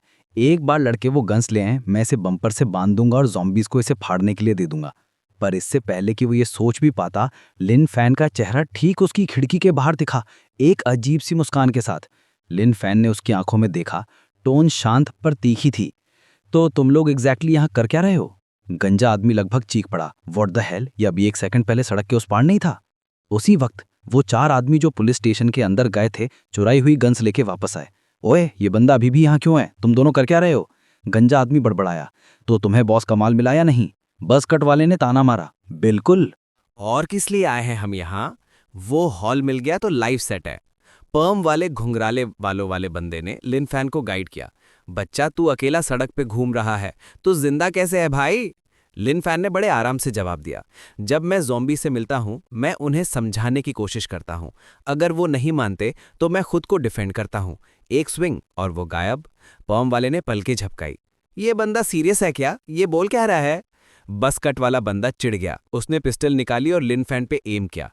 तुझे पता भी है इसकी कीमत क्या है? लिन फैन थोड़ा सा भी नहीं हिला। तो तुम 4 लोग पुलिस स्टेशन गए थे गन्स चुराने, हाँ? बस कट वाले ने ताना मारा, तू पागल है, ये अपोकलिप्स है। जाहिर है हमने चुराया, हमने वो काम किए हैं जो तू सोच भी नहीं सकता। वो अपना सेंटेंस कभी पूरा नहीं कर पाया। एक रोशनी की लकीर चमकी और उसका हाथ एक ही पल में उसके शरीर से अलग हो गया। लिन फैन ने एक रूखी सी माफी मांगी, सॉरी यार, मुझे सेल्फ डिफेंस में ज़ॉम्बीज़ काटने की आदत हो गई है। एक पल के लिए मैं भूल गया था कि तू इंसान है। ये सीन देख के सब हिल गए। जूड़ा वाला आदमी अपनी गन निकालने के लिए टटोलने लगा। इससे पहले कि वो ट्रिगर दबा पाता, लिन फैन ने एक ही वार में उसे 2 हिस्सों में चीर दिया। आखिरी 2 आदमी डर के मारे जम गए। वो इतना तेज था कि दिखा भी नहीं। ये इंसान है भी या नहीं? कार से वो गंजा आदमी चिल्लाया, अबे गधों, तुम लोग बहुत शोर मचा रहे हो, ज़ॉम्बीज़ आ रहे हैं, जल्दी अंदर आओ। बिल्कुल वैसा ही हुआ। हर गली के कोने से गुर्राने की आवाजें आने लगीं। मुर्दों का एक सैलाब पागल कुत्तों की तरह कार की तरफ लपका। गंजे आदमी ने एक्सीलरेटर पे पैर दबा दिया, बिना पीछे देखे गाड़ी भगा दी। तू तो गया बच्चे, बॉस तरह काम तमाम कर देंगे। वो 2 छूटे हुए आदमी उसके पीछे चिल्लाए, कमीने के बच्चे, हम अभी भी यहाँ नीचे हैं, वापस आ। लिन फैन ने अपनी ब्लेड वापस रखी, आह भरते हुए। देखा, एंथुजियास्टिक ज़ॉम्बीज़ भी अन्याय बर्दाश्त नहीं करते, वो अपनी सिविक ड्यूटी निभा रहे हैं। वो दोनों घूर के देख रहे थे, डर के मारे बोलती बंद थी। सिविक माइंडेड ज़ॉम्बीज़ ब्रो, वो इसलिए आए क्योंकि तूने लोगों का मर्डर किया है। लिन फैन क्राउच हुआ और फिर हल्के से पास वाली सेकंड फ्लोर की बैल्कनी पे कूद गया। उसके करंट स्टैट्स के साथ पार्कूर उसके लिए बच्चों का खेल था। वो आदमी उसकी जाती हुई फिगर को हक्का बक्का होके देख रहे थे। दुनिया का कोई एथलीट इतना ऊंचा नहीं कूद सकता। कुछ ही पल बाद ज़ॉम्बी होर्ड उन पर एक जिंदा लहर की तरह टूट पड़ा। उनकी चीखें बस कुछ देर गूंजी और जल्द ही मांस फटने की आवाज़ों में दब गईं। बाहर के हंगामे ने सुशाशा, वो केक इन्फ्लुएंसर, का ध्यान खींचा। इतने सारे ज़ॉम्बीज़, मत बोलना कि वो लड़का जो घूम रहा था वो इन्हें यहाँ लाया है। वो सोच क्या रहा था? बाहर निकलना सुसाइड है, वो अब तक मर चुका होगा। पर इससे पहले कि वो ये सोच खत्म करती, लिन फैन का चेहरा अचानक ठीक उसकी खिड़की के बाहर दिखा। वो फर्श पे गिर गई, कांपते हुए। रुको, ये सेकंड फ्लोर है, इसका चेहरा वहां कैसे है? बाहर एसी यूनिट पे खड़े होकर लिन फैन ने सोचा कि वो अपोकलिप्स की वजह से सदमे में है। ये डर गई है, मुझे इसे एडजस्ट होने का टाइम देना चाहिए। मैं रोज इसकी खिड़की पे आऊंगा, उसने सच्चे मन से सोचा। मैं स्माइल करूंगा, इसे काइंडनेस दिखाऊंगा, इसे समझ आ जाएगा कि मैं कोई नुकसान नहीं पहुंचाऊंगा। इसी बीच सुशाशा ने पहले ही एक फ्रूट नाइफ उठा लिया था। ओ नो, उसने मुझे देख लिया, मैं क्या करूं? मैं भाग नहीं सकती, वो बाकी सर्वाइवर्स को बता देगा। मैं उन्हें खुद को जिंदा पकड़ने नहीं दूंगी। अगर मैं उससे लड़ नहीं सकती तो मैं खुद को मार लूंगी, उसे खेलने के लिए वार्म बॉडी नहीं मिलेगी। उसी टाइम होंगरे के एक लग्जरी हिलसाइड मैंशन में वो गंजा गुंडा दरवाजा तोड़ते हुए अंदर घुसा। चेहरे पर डर साफ लिखा था। बॉस, मुसीबत है। एक स्कारफेस वाला आदमी सिगार फूंक रहा था, उसने माथा सिकोड़ा। मुसीबत? तुम 5 लोग गए थे और सिर्फ तू वापस आया है? गंजा आदमी ने कहानी बढ़ा चढ़ा के बताई। बॉस, जब हम पुलिस स्टेशन पहुंचे, वहां परछाई में एक दूसरा ग्रुप छुपा हुआ था। जैसे ही हमें गन्स मिली, उन्होंने ज़ॉम्बीज़ को सीधा हमारी तरफ ल्योर कर दिया। वो हकलाया। मैंने लड़कों को कार में आने को बोला, पर वहां बहुत सारे ज़ॉम्बीज़ थे, रास्ता ब्लॉक था। मेरे पास और कोई चारा नहीं था सिवाय गाड़ी भगा लेने का। वो अंदर से पैनिक कर रहा था। मैं बॉस को ये नहीं बता सकता कि वो सिर्फ एक बंदा था। मैंने उस होड़ को देखते ही उन्हें छोड़ा और भाग गया। उसने डर के मारे बॉस को देखा। ये कुछ बोल क्यों नहीं रहे? ओ क्रैप, ये मुझे मारने वाले हैं। ये आदमी नंगे हाथ ईंटें तोड़ सकता है। हेल, एक बार इसने थप्पड़ मार के पत्थर तोड़ दिया था। वैंग देफू ने आखिरकार ऊपर देखा और जलता हुआ सिगार सीधा गंजे आदमी के माथे पे दबा दिया। तू वहां मरा क्यों नहीं? गंजा आदमी कांप रहा था, चीख रोकने के लिए अपनी जीभ काट रहा था। उसे पता था अगर उसने आवाज़ निकाली तो बॉस का गुस्सा उसे खत्म कर देगा। जब सिगार बुझ गया तो उसने एक बेचारी सी स्माइल दी। बॉस, मैं तो बस आपके लिए ड्राइव करना चाहता था और कुछ नहीं। वैंग देफू ने गुस्से में नाक सिकोड़ी, पर उसे मारा नहीं। उसने सिगार फेंक दिया। दफा हो जा। पीछे झुकते हुए वैंग देफू की आंखें ठंडी पड़ गई। उसका प्लान था कि वो पूरे विला कॉम्प्लेक्स को अपना बेस बनाएगा और धीरे धीरे बाहर एक्सपैंड करेगा। पर अब लगता है कि होंगरे में कोई और टीम भी है जिनके पास सेम आइडिया है और इतनी हिम्मत है कि गन्स के लिए पुलिस स्टेशन रेड करें। लगता है पहला बार मुझे ही करना पड़ेगा, वो बड़बड़ाया। अगली सुबह योंग वोंग कम्युनिटी में धूप खिली हुई थी। बूढ़ी मिसेस सू गार्डन में घुटनों पर बैठी वो सीड्स लगा रही थी जो लिन फैन लाया था। वहीं मिस्टर झाओआन और मिस्टर वांग जांगवा दरवाजों और एग्जिट्स को लकड़ी के प्लैंक से रीइंफोर्स कर रहे थे ताकि ज़ॉम्बीज़ बाहर ही रहें। दूसरी तरफ ग्रैंड मदर यांग छोटी फेफे को पढ़ा रही थी। बड़े प्यार से उसे मैथ, फिजिक्स और केमिस्ट्री सिखा रही थी, 1-on-1। फे ने आखिरकार अपना होमवर्क खत्म किया ही था कि टेबल पे अचानक कुछ और टेक्स्ट बुक्स आके गिर गईं। लिन फैन प्राउड स्माइल के साथ खड़ा था। मुझे पता था तू एक हार्डवर्किंग बच्ची है। कल रात मैंने ये तेरे लिए उठाई थी। पर फे की आंखें पहले ही आंसुओं से भरी हुई थी, किसी भी पल फटने को तैयार थी। इससे पहले कि वो कुछ बोल पाती, लिन फैन की गोद में वो बच्चा जोर जोर से रोने लगा। लीमे घबरा गई। तुम्हें वो बच्चा कहाँ मिला? लिन फैन हिचकिचाया। ग्रैंडमदर सू आर्मी मेडिक हुआ करती थी, पहले उन्हें दिखाते हैं। बच्चे की चीख सुन के ग्रैंडमदर सू यार्ड से भागते हुए आईं। जल्दी उसे यहाँ लाओ। चेक करने के बाद उन्होंने राहत की सांस ली। अच्छी बात है तुम्हें ये टाइम पर मिल गई। कुछ मिनट्स और तो ये बचती नहीं, पर अभी खतरे से बाहर नहीं है। बॉडी कमज़ोर है, नीचे रैश इन्फेक्ट हो गया है और कई छोटे घाव हैं। इसका ध्यान रखना पड़ेगा। लिनफैन, इसका नाम क्या है? उसकी माँ की डायरी में बस एक ही चीज़ लिखी थी, बच्चे का नाम मिंगमिंग है। तो इसे अपना सरनेम दे दो, लिन मिंगमिंग, ग्रैंडमदर सू ने सजेस्ट किया। पर लिनफैन ने सर हिला दिया। नहीं, बस मिंगमिंग। जब ये बड़ी होगी मैं इसे उसकी माँ के बारे में सब बताऊंगा। लीमे ने नोटिस किया कि लिन फैन बच्चे को पकड़ने में स्ट्रगल कर रहा है, तो उसने मदद करने की सोची। लाओ मुझे दो, तुम्हारे पास पहले ही बहुत काम है। लिन फैन ने शुक्रिया वाली स्माइल दी। तो चलो शिफ्ट्स बांट लेते हैं, दिन में तुम संभालो, रातें मैं देखूंगा। जैसे ही बच्चे वाला सीन सेट हुआ, ग्रैंडपा झाऊ और ग्रैंडपा वांग अचानक गेट से चिल्लाए। उनकी आवाज में पैनिक था। लिनफैन, इधर आओ, कुछ गड़बड़ है, सड़क पे ज़ॉम्बीज इकट्ठा हो रहे हैं। लिनफैन के माथे पे शिकन आई। अजीब है, मैंने तो उन्हें वापस आते वक्त कब का पीछे छोड़ दिया था।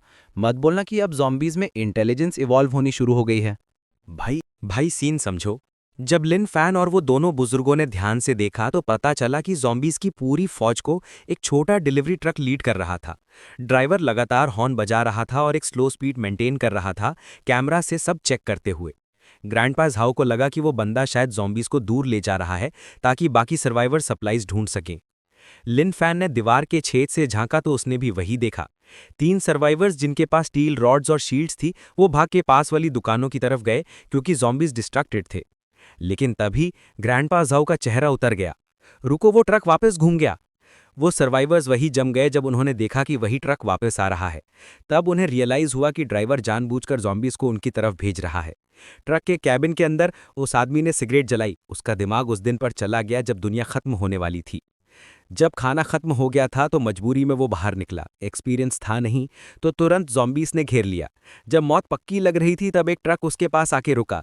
2 आदमी कूद के बाहर आए, एक के पास शील्ड, एक के पास स्टील पाइप, और उन्होंने बड़े ब्रूटली ज़ॉम्बीज को खत्म कर दिया। वो बंदा खुश हो गया, गिड़गिड़ाया कि मुझे भी अपने साथ ले लो। उन्होंने मना कर दिया, पर जब उसने बताया कि उसकी वाइफ और बच्चा घर पे हैं और थोड़ा खाना मांगा तो वो लोग स्माइल करने लगे। बोले, फैमिली को ले आओ, हम सेफ्टी में ले चलेंगे। उस बेचारे को लगा अच्छे लोग मिल गए, पर जब उन्होंने उसकी वाइफ को देखा उनकी नीयत बदल गई। उन्होंने उस आदमी को बांध दिया और उसके सामने ही उसकी वाइफ के साथ गलत काम किया। आखिरी कोशिश में उसकी वाइफ ने फाइट की, पर उन्होंने उसे तीसरी मंजिल से नीचे फेंक दिया और वो वहीं मर गई। वो आदमी मरना चाहता था, लड़ना चाहता था, पर उन्होंने उसकी 8 साल की बेटी को हॉस्टेज बना लिया था। अगर वो कुछ करता तो वो बच्ची को मार देते। वो बहुत टाइम से इंतजार कर रहा था इन जानवरों को मिटाने का। उसने एक्सेलरेटर पे पांव दबा दिया, कसम खाके कि इन दरिंदों को जिंदा नहीं छोड़ेगा। ट्रक ने स्टोर फ्रंट को तोड़ दिया और अंदर उन 3 कमीनों को कुचल दिया। आग और धुआं ऊपर आसमान में उड़ने लगा। लिन फैन ने यह सीन देखा और उससे रहा नहीं गया। एल्डर्स के रोकने के बावजूद वो गेट खोल के बाहर भागा। ट्रक का ड्राइवर एयरबैग खुलने की वजह से सीट पे फंसा हुआ था और ज़ॉम्बीज ट्रक पे चढ़ रहे थे। लिन फैन ने ठंडे दिमाग से ज़ॉम्बीज पे चिल्लाया, ओए साइंस मत दिखाओ, सनशाइन कॉम्प्लेक्स के आसपास हंगामा मचाना बंद करो। यहाँ बुजुर्ग माँ और एक बेबी है, गंदगी मत फैलाओ। ज़ॉम्बीज एक पल के लिए कंफ्यूज होकर उसे देखने लगे, पर अगले ही पल उन्हें फिर जोश आ गया और वो उस पे झपटे। लिन फैन ने अपनी फ्रोस्टमॉन निकाली और बस कुछ ही स्विंग्स में 10 से ज़्यादा ज़ॉम्बीज को ढेर कर दिया। मॉनिटर्स पे देख रहे दोनों बुढ़ाओं को ठंडा पसीना आ गया। उन्हें लगने लगा कि ये लड़का कोई सुपर सोल्जर तो नहीं। इतनी ताकत! शायद सिविलाइजेशन दोबारा यहीं से शुरू होगी होंग सिटी में। बाद में रिटायर्ड मिलिट्री डॉक्टर सू ग्वान ने उस ड्राइवर को चेक किया। बोले, टेंशन नहीं, सिर्फ इम्पैक्ट वूंड्स हैं, एयरबैग ने बचा लिया, नाक से खून बस झटके से आया है। लिन फैन ने बाहर धुआं भरी सड़क दिखी। ये मैस उसने बनाया था तो साफ भी उसे ही करना पड़ेगा। तीनों बुजुर्गों से घूर रहे थे, कुछ अजीब लग रहा था, पर वो बहस नहीं कर पाए। जल्दी ही वो ड्राइवर खांसते हुए उठा और बोला, क्या ये स्वर्ग है? लिन फैन ने बोला, नहीं भाई, ये सनशाइन कॉम्प्लेक्स है, हमारा घर। अब जब तू उठ गया है तो बाद में सड़क साफ कर देना, बॉडी सड़ने लगेंगी। आदमी चुन्ही, जो एक नेटवर्क रिपेयर वर्कर था, उठ के बैठा और बोला, बचाने के लिए शुक्रिया, पर मुझे अपनी बेटी को बचाना है, वो अभी भी उनके बेस पर है। लिनफैन ने उसे घुरा, सोचा पहले पंगा करो फिर भागने की बात, मतलब सड़क साफ करने का कोई प्लान नहीं है इसका, हैं? फिर लिनफैन ने एक ऐसा फैसला लिया जिसने चुन्ही को चौंका दिया। तू सड़क साफ कर, एड्रेस मुझे दे, मैं जाऊंगा, मैं तेरी बेटी को बचा लाऊंगा, टेंशन मत ले, मैं सस्ता चार्ज करता हूं। और बस ऐसे ही लिनफैन सिर्फ 100 युआन की डिलीवरी फी के बदले उस 8 साल की बच्ची को लाने के लिए मान गया। खैर, जब वो दोनों सड़क पे जा रहे थे, सू शशा ने उन्हें फिर देख लिया। अरे, ये तो वही आदमी है, वो फिर दिखा, और इस बार तो उसके साथ एक 8-9 साल की बच्ची भी थी। लिनफैन ने ऊपर देखा और उस औरत को केक शॉप में छुपे हुए देख लिया। वो रुका और बड़े फ्रेंडली तरीके से सू शशा को वेव किया। सू शशा की तो हालत खराब हो गई। नहीं, वो इधर ही देख रहा है और कितना क्रीपली स्माइल कर रहा है। उसने तुरंत पर्दे गिरा दिए और खिड़की के नीचे दुबक गई। उस जानवर ने मुझे तो नहीं पकड़ा, पर अब एक छोटी बच्ची को उठा लाया। पता नहीं वो बेचारी क्या झेलेगी। लानत है इस अपोकलिप्स पे, ऐसे घटिया लोग खुलेआम कैसे घूम रहे हैं। लिनफैन ने अपना सर खुजाया। ये केक शॉप वाली सर्वाइवर कुछ अजीब बिहेव कर रही है, शायद अपोकलिप्स की वजह से ट्रॉमा में है और दिमाग हिल गया है। उसने सोचा, छोड़ो, टिंग टिंग, ऐसे मेंटल इश्यूज वाले सर्वाइवर्स डेंजरस होते हैं, फ्यूचर में इनसे दूर रहना।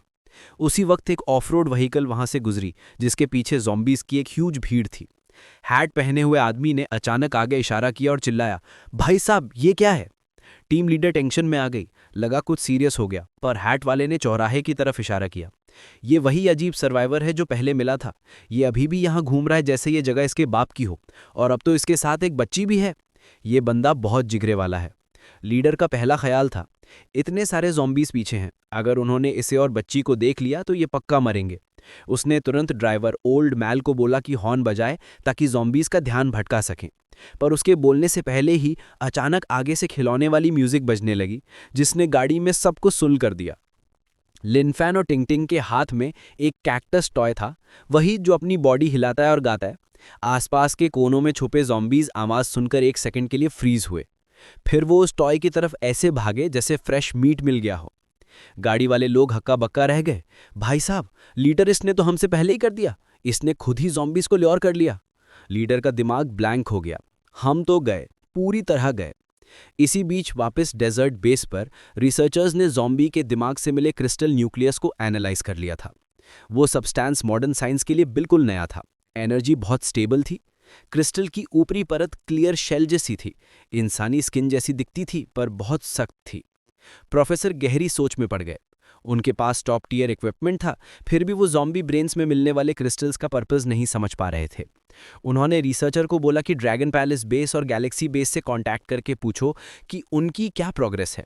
रिसर्चर ने निराशा में सर हिला दिया। ना ड्रैगन पैलेस, ना गैलेक्सी बेस। किसी ने भी कभी ज़ॉम्बी के दिमाग में क्रिस्टल नहीं देखा। उनका मानना था कि यह सिर्फ एक अजम्पशन है। प्रोफेसर को यह कड़वा सच मानना पड़ा। ये सुनकर वो और परेशान हो गए। ज़ॉम्बीज सच में इवॉल्व हो सकते हैं, और ये बचे खुचे इंसानों के लिए बहुत बुरी खबर है। अगर जल्दी कोई तोड़ नहीं निकला तो इंसानियत खत्म हो सकती है। वहीं दूसरी तरफ हॉन्ग सिटी के एक रेजिडेंशियल कॉम्प्लेक्स की छत पर एक आदमी ने ज़ॉम्बी क्रिस्टल पकड़ा हुआ था और चिल्ला रहा था, मिल गया मुझे, जैसा नॉवल में लिखा था ज़ॉम्बी के दिमाग में सच में क्रिस्टल होता है। इस चीज़ को पाने के लिए मैंने अपने 7 टीममेट्स को मौत के मुंह में धकेल दिया। क्रिस्टल एब्जॉर्ब करो, ताकतवर बनो। मैं और ज़ॉम्बीज मारूंगा और स्ट्रांग बनूंगा और इस अपोकलिप्स पे राज करूंगा। अब मैं क्या नहीं पा सकता। उसकी आंखों में हजारों फैंटेसीज चल रही थी। मेरा राइज आज से शुरू होता है। उसने वो क्रिस्टल एक बार में निगल लिया। ये पावर मेरी बॉडी को बदल दे, मुझे सुपर ह्यूमन स्ट्रेंथ दे, मैं बनूंगा इस अपोकलिप्स का किंग। भाई सीन आगे का सुनो। जेंग हाउ सपने देख रहा था, 365 दिन, हर रोज नई लड़की। पर अगले ही पल उसे रियलाइज हुआ कि बॉडी में तो कोई चेंज ही नहीं आया है। ये क्या चक्कर है? क्या ये क्रिस्टल बेकार है? नॉवेल्स में तो ऐसा नहीं होता। अचानक उसके पेट में एक तेज दर्द उठा। उसे लगा चलो अब क्रिस्टल का असर शुरू हुआ है। पेट पकड़ के वो जमीन पर लेट गया। चेहरे पर एक्साइटमेंट छुपा नहीं पा रहा था। दिमाग में स्ट्रांग बनने के सपने चल रहे थे। पर जल्द ही दर्द इतना बढ़ गया कि वो बर्दाश्त नहीं कर पाया और मुंह भर के खून की उल्टी कर दी। तब जाकर जैंग हाओ को समझ आया कि कुछ बहुत गलत हो गया है। चेहरे पर डर फैल गया। उस गाढ़े खून में मांस के टुकड़े थे, अंदर के ऑर्गन्स के पीसेस थे जो गल चुके थे और फट गए थे। क्रिस्टल ने पावर नहीं दी, अंदर से खा लिया उसे। दूसरी तरफ लिनफान उस छोटी बच्ची को लेकर कई मोहल्ले क्रॉस करके फाइनली उसके बाप के पास ले आया। उसके कपड़े अभी भी ज़ॉम्बी ब्लड से सने हुए थे। ओल्ड मास्टर वोंग ने तुरंत शुनही यानी बच्ची के पापा को याद दिलाया। देखा, शियाओ फान की एफिशिएंसी जबरदस्त है। शियाओचुन, जल्दी कर, इसकी फीस पे कर। शुनही को समझ नहीं आया अपोकलिप्स में पैसे क्यों देने भाई, पर फिर भी उसने चुपचाप 100 युआन निकाल के कॉम्पनसेशन के तौर पर दे दिए। लिनफान बस हंसा। थैंक यू की जरूरत नहीं है, तुमने पैसे दिए, मैं एरन रन करता हूँ, यही मेरा काम है। शुनही वहां स्टैच्यू बना खड़ा था। उसे लगा ये लोग मजाक कर रहे हैं, पर लिनफान ने सच में पैसे ले लिए और ओल्ड मास्टर वोंग ने तो पहले से 100 युआन रेडी रखे थे। वोंग झुका और शुनही के कान में धीरे से बोला, तुझे लग रहा है ना शियाओ फैन का दिमाग थोड़ा हिला हुआ है। पर फिर वोंग ने इसे डांटा, इसमें गलत क्या है? चीज़ों के लिए पे करना नॉर्मल बिहेवियर है। अपोकलिप्स में भी हमारी सनशाइन कम्युनिटी ऐसे ही चलती है। ध्यान से सोच, ये एक तरह का ऑर्डर है। जहां ऑर्डर होता है वहां फ्यूचर होता है। ओल्ड मास्टर्स हाउ ने भी हाँ में हाँ मिलाई। सच बोलूं तो शुरू में हमें भी लगा था कि शियाओ फैन का दिमाग ठीक नहीं है, पर अब सीन अलग है। ये अलग लेवल की थिंकिंग है। जिसको समझना है वो समझ गया। शुनही को लगा उसका दिमाग छोटा पड़ गया। इन दोनों बुधाओं की बातें समझ नहीं आई, पर सुनने में बड़ी गहरी लग रही थी। भाई कुछ तो गहरा ज्ञान है ये। तभी शानियोंग रोड के बेल टावर से दोपहर की घंटी बजी। ग्रैंड मासू ने टाइम चेक किया, पूरा 12 बज रहा था। उन्होंने अंदाजा लगाया कि किसी ने जानबूझकर घड़ी रिपेयर की होगी ताकि ज़ॉम्बीज़ को अट्रैक्ट करके सर्वाइवर्स को सप्लाईज लेने का मौका मिल सके। ओल्ड मास्टर्स हाउ बोले, जिसने भी ये किया वो नेक आदमी है। इससे पता चलता है कि क्राइसिस में भी उम्मीद बाकी है। जब ये बुजुर्ग बातें कर रहे थे, घंटी की आवाज़ से अट्रैक्ट होकर ज़ॉम्बीज़ का सैलाब क्लॉक टावर की तरफ बढ़ चुका था। जिन्होंने टावर रिपेयर किया था उन्होंने भी देखा कि ज़ॉम्बीज़ की मासिव भीड़ इकट्ठा हो रही है। वो निकलने ही वाले थे सप्लाईज लेने। वो लेडी लीडर चिल्लाई, जल्दी करो, सिर्फ 2 मिनट है हमारे पास, जो हाथ लगे उठा लो। पर उसी वक्त एक ज़मीन तेज़ हिलने लगी। हैट पहने हुए आदमी ने पैनिक में चिल्लाया, बॉस लेडी, गड़बड़ है, कुछ हो रहा है। ज़ॉम्बीज़ की भीड़ के बीच में से एक अजीब सा मैसिव ज़ॉम्बी निकला। उस जायंट ज़ॉम्बी ने बस कैजुअली हाथ घुमाया और ताकत से रास्ता बना दिया। फिर वो क्रीचर हवा में ऊंचा कूदा और सीधा बेल टावर के ऊपर लैंड किया। एक खतरनाक दहाड़ के साथ उसने बजती हुई घंटी को टुकड़ों में तोड़ दिया। सब लोग ये देख के सुन पड़ गए। लानत है, कुछ ज़ॉम्बीज़ सच में इंटेलिजेंस इवॉल्व कर चुके हैं। वो लेडी लीडर सोचने लगी, क्या इंसानी सभ्यता के पास सच में आगे बढ़ने का कोई चांस है?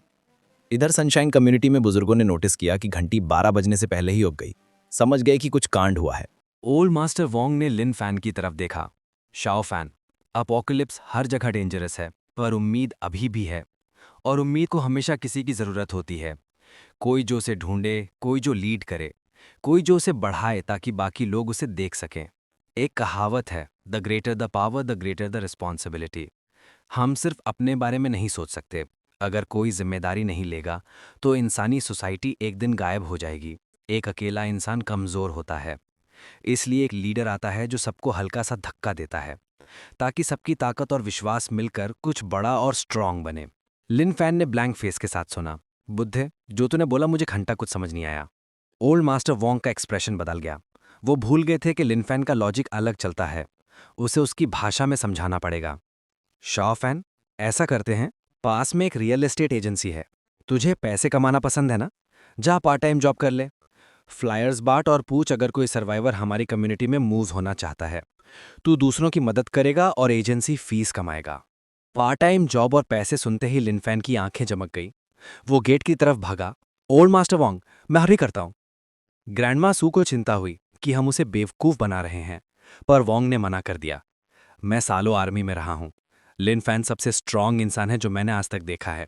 इतना स्ट्रांग कि वो इंसान लगता ही नहीं। शायद वो सच में ह्यूमैनिटी की आखिरी उम्मीद है। गाइड होने के बाद लिन फैन रेंटल एजेंट का बैनर लेकर बंजर इलाके में घूमने निकला, पोटेंशियल रेजिडेंट्स ढूंढने के लिए। कुछ गलियां छोड़कर एक ऑडियो उसके पास आई। अंदर बैठे आदमी ने पूछा कि क्या वो टीम अप करना चाहता है अपोकलिप्स सर्वाइव करने के लिए। लिन फैन ने तुरंत मना कर दिया, जरूरत नहीं है, मैं काम कर रहा हूं और मेरे पास रहने की जगह पहले से है। ये सुनकर उस आदमी ने बिना सोचे एक्सेलरेटर दबाया और गाड़ी भगा दी। पैसेंजर सीट पे बैठी औरत को अजीब लगा। हम सच में उसे छोड़ के जा रहे हैं? इंजन की आवाज ज़ॉम्बीज़ को अट्रैक्ट करेगी। आदमी ने कहा, हम अपनी लिमिट में ही मदद कर सकते हैं। उसने खुद मना किया और उसकी बातों से लग रहा था कि वो लड़का थोड़ा पागल है। इसी बीच ज़ॉम्बीज़ की एक मैसिव वेव लिन फैन की तरफ 100 मीटर डैश की स्पीड से भागी आ रही थी। ये ऑर्डिनरी ज़ॉम्बीज़ क्लियरली इवॉल्व हो चुके थे, पर लिन फैन के स्टैट्स किसी भी मेजरमेंट से परे थे। एक सिंगल स्लैश में उसने ज़ॉम्बीज़ के बड़े ग्रुप के चिथड़े उड़ा दिए। हाथ, पैर और ऑर्गन्स हवा में उड़ने लगे। ज़ॉम्बीज़ को ख़त्म करके लिन फैन ने सांस ली। फाइनली हो गया। ये ज़ॉम्बीज़ पहले से ज़्यादा मुश्किल थे। शुक्र है उसके पास उसका लिटिल असिस्टेंट सिस्टम था और वो भी लगातार स्ट्रांग हो रहा था। ज़ॉम्बीज़ को निपटाने के बाद लिन फैन ने ऊपर देखा। एक रेजिडेंशियल यूनिट के खिड़की पर लिखा था SOS। ये मैसेज यान्नी का था, एक 19 साल की डांस स्ट्रीमर जिसके टॉप टियर लुक्स थे और मिलियन फॉलोअर्स थे। अपोकलिप्स के बाद से वो घर में छुपी थी, कम खा के सर्वाइव कर रही थी। तीसरे दिन उसने बाहर नॉकिंग और आवाज़ें सुनी। वो दरवाज़ा खोलने ही वाली थी, पर पीप होल से उसने लू होंग के छोटे भाई लू बिंग को देखा। लू होंग उसका एजेंट था और लू बिंग एक नल्ला जुआरी मतलब गैम्बलर था, जो हमेशा उसे गंदी नज़र से देखता था। अब अपोकलिप्स है, अगर लू बिंग ने कुछ गलत करने की कोशिश की तो लू होंग उसे रोकेगा नहीं बल्कि मदद करेगा। इसलिए उसने दरवाज़ा नहीं खोला, चाहे उन्होंने कितना भी मनाया हो। पर अब उसका खाना खत्म हो गया था। वो सच में भूख से मरने वाली थी। बाहर लू बिंग अभी भी अपनी बहन मतलब लू होंग को यानी की बॉडी डिस्क्राइब कर रहा था। वो लेग्स, वो कमर, सोच के ही मैं पागल हो रहा हूं। पर वो सिक्योरिटी डोर बहुत स्ट्रांग था, जबरदस्ती खुल नहीं रहा था। लू होंग ने उसे डांटा, तेरी गलती है, मैंने कहा था शुरू से इतना ऑब्वियस मत बन। लू बिंग हंसा, अपोकलिप्स है यार, अब किससे मत क्या छुपाना। तभी बाहर किसी के आने की आवाज आई। लूबिंग ने धीरे से कहा, सिस चुप रहो, बाहर कुछ मूवमेंट है। उसने ध्यान से पीप होल से चेक किया। लिन फैन ने रूम 1705 पे नॉक किया। हेलो, कोई अंदर है क्या? यानी कभी इतनी मजबूर नहीं हुई थी। कोने में दुबककर वो चिल्लाई, चले जाओ, मुझे परेशान मत करो। उससे लगा वही लूबिंग वापस आ गया है। वो टूट चुकी थी, यहां तक कि सोच रही थी कि किचन नाइफ से खुद को खत्म कर ले। पर उसे पता था वो कमीना उसकी लाश के साथ भी। लिन फैन ने काफी देर तक नॉक किया, पर अंदर से कोई आवाज नहीं आई।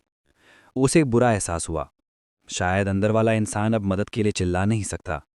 वो और इंतजार नहीं कर सकता था। भाई बस ये सोचते ही लिनफान ने एक ही पंच में वो सिक्योरिटी डोर तोड़ दिया। धमाका हुआ और दरवाजा खुल गया। अंदर एक सुंदर लड़की थी, हाथ में छोटा सा नाइफ लेके बुरी तरह कांप रही थी। लिनफान ने बोला, पैनिक मत कर। पर भाई वो कैसे ना करे, अपोकलिप्स पे किसी अजनबी ने एक मुक्की में उसका दरवाजा तोड़ दिया है। लिनफान ने उसे पहचान लिया। तुम वही डांस स्ट्रीमर यानी हो ना? मैंने एक बार तुम्हें 100 रुपये टिप किए थे, उससे पहले मैं हमेशा फ्री में देखता था, कभी डोनेट नहीं किया, पर तुम्हारा डांस सही था। यानी ने नाइफ अपनी गर्दन पे लगा ली और चिल्लाई, पास मत आना, एक कदम भी आगे बढ़ाए तो मैं यहीं खुद को मार लूंगी, मैं तुम्हें अपने हाथ लगाने नहीं दूंगी। उसने अपने रूममेट के साथ एक आइलैंड नेशन की मूवी देखी थी, जहां एक लड़की को कैप्चर करके टॉर्चर किया जाता था, रोज उसके साथ खेला जाता था और उसे कुत्ते की तरह ट्रेन किया जाता था। पहले उसे लगता था मूवीज में चीजें बढ़ा चढ़ा के दिखाते हैं, पर अब उसे यकीन था कि लोग सच में इतने घटिया काम कर सकते हैं। लिन फान ने बोला, उसका कोई गलत इरादा नहीं है, मैं एक हाउसिंग एजेंट हूँ। मैं गुजर रहा था, तुम्हारी विंडो पे SOS मैसेज देखा तो चेक करने आ गया। और फ्रंट डोर के लिए सॉरी यार, अंदर से कोई आवाज नहीं आई तो मुझे लगा तुम्हें कुछ हो गया है, इसलिए तोड़ना पड़ा। यानी पूरी तरह सुन थी। एजेंट, SOS और सबसे बड़ी बात, क्या कोई नॉर्मल इंसान स्टील का सिक्योरिटी डोर पंच मार के तोड़ सकता है? लिनफार ने हाथ उठाया, मैं सच में बस चेक करने और हाउसिंग प्रमोट करने आया था। तुम्हारी लिविंग कंडीशंस ठीक नहीं लग रही, कहीं और शिफ्ट होने का सोचा है? अगर इंटरेस्ट है तो मैं सनशाइन कम्युनिटी रेकमेंड करूंगा। वो पुरानी है पर मेरे मैनेजमेंट में क्वाइट, क्लीन और सेफ है। वहाँ के रेजिडेंट्स सब अलग अलग फील्ड के इलीट्स हैं, doctors, teachers, decorated veterans, retired military factory ladies, यहाँ तक कि एक इंटरनेट रिपेयर वाला भी है।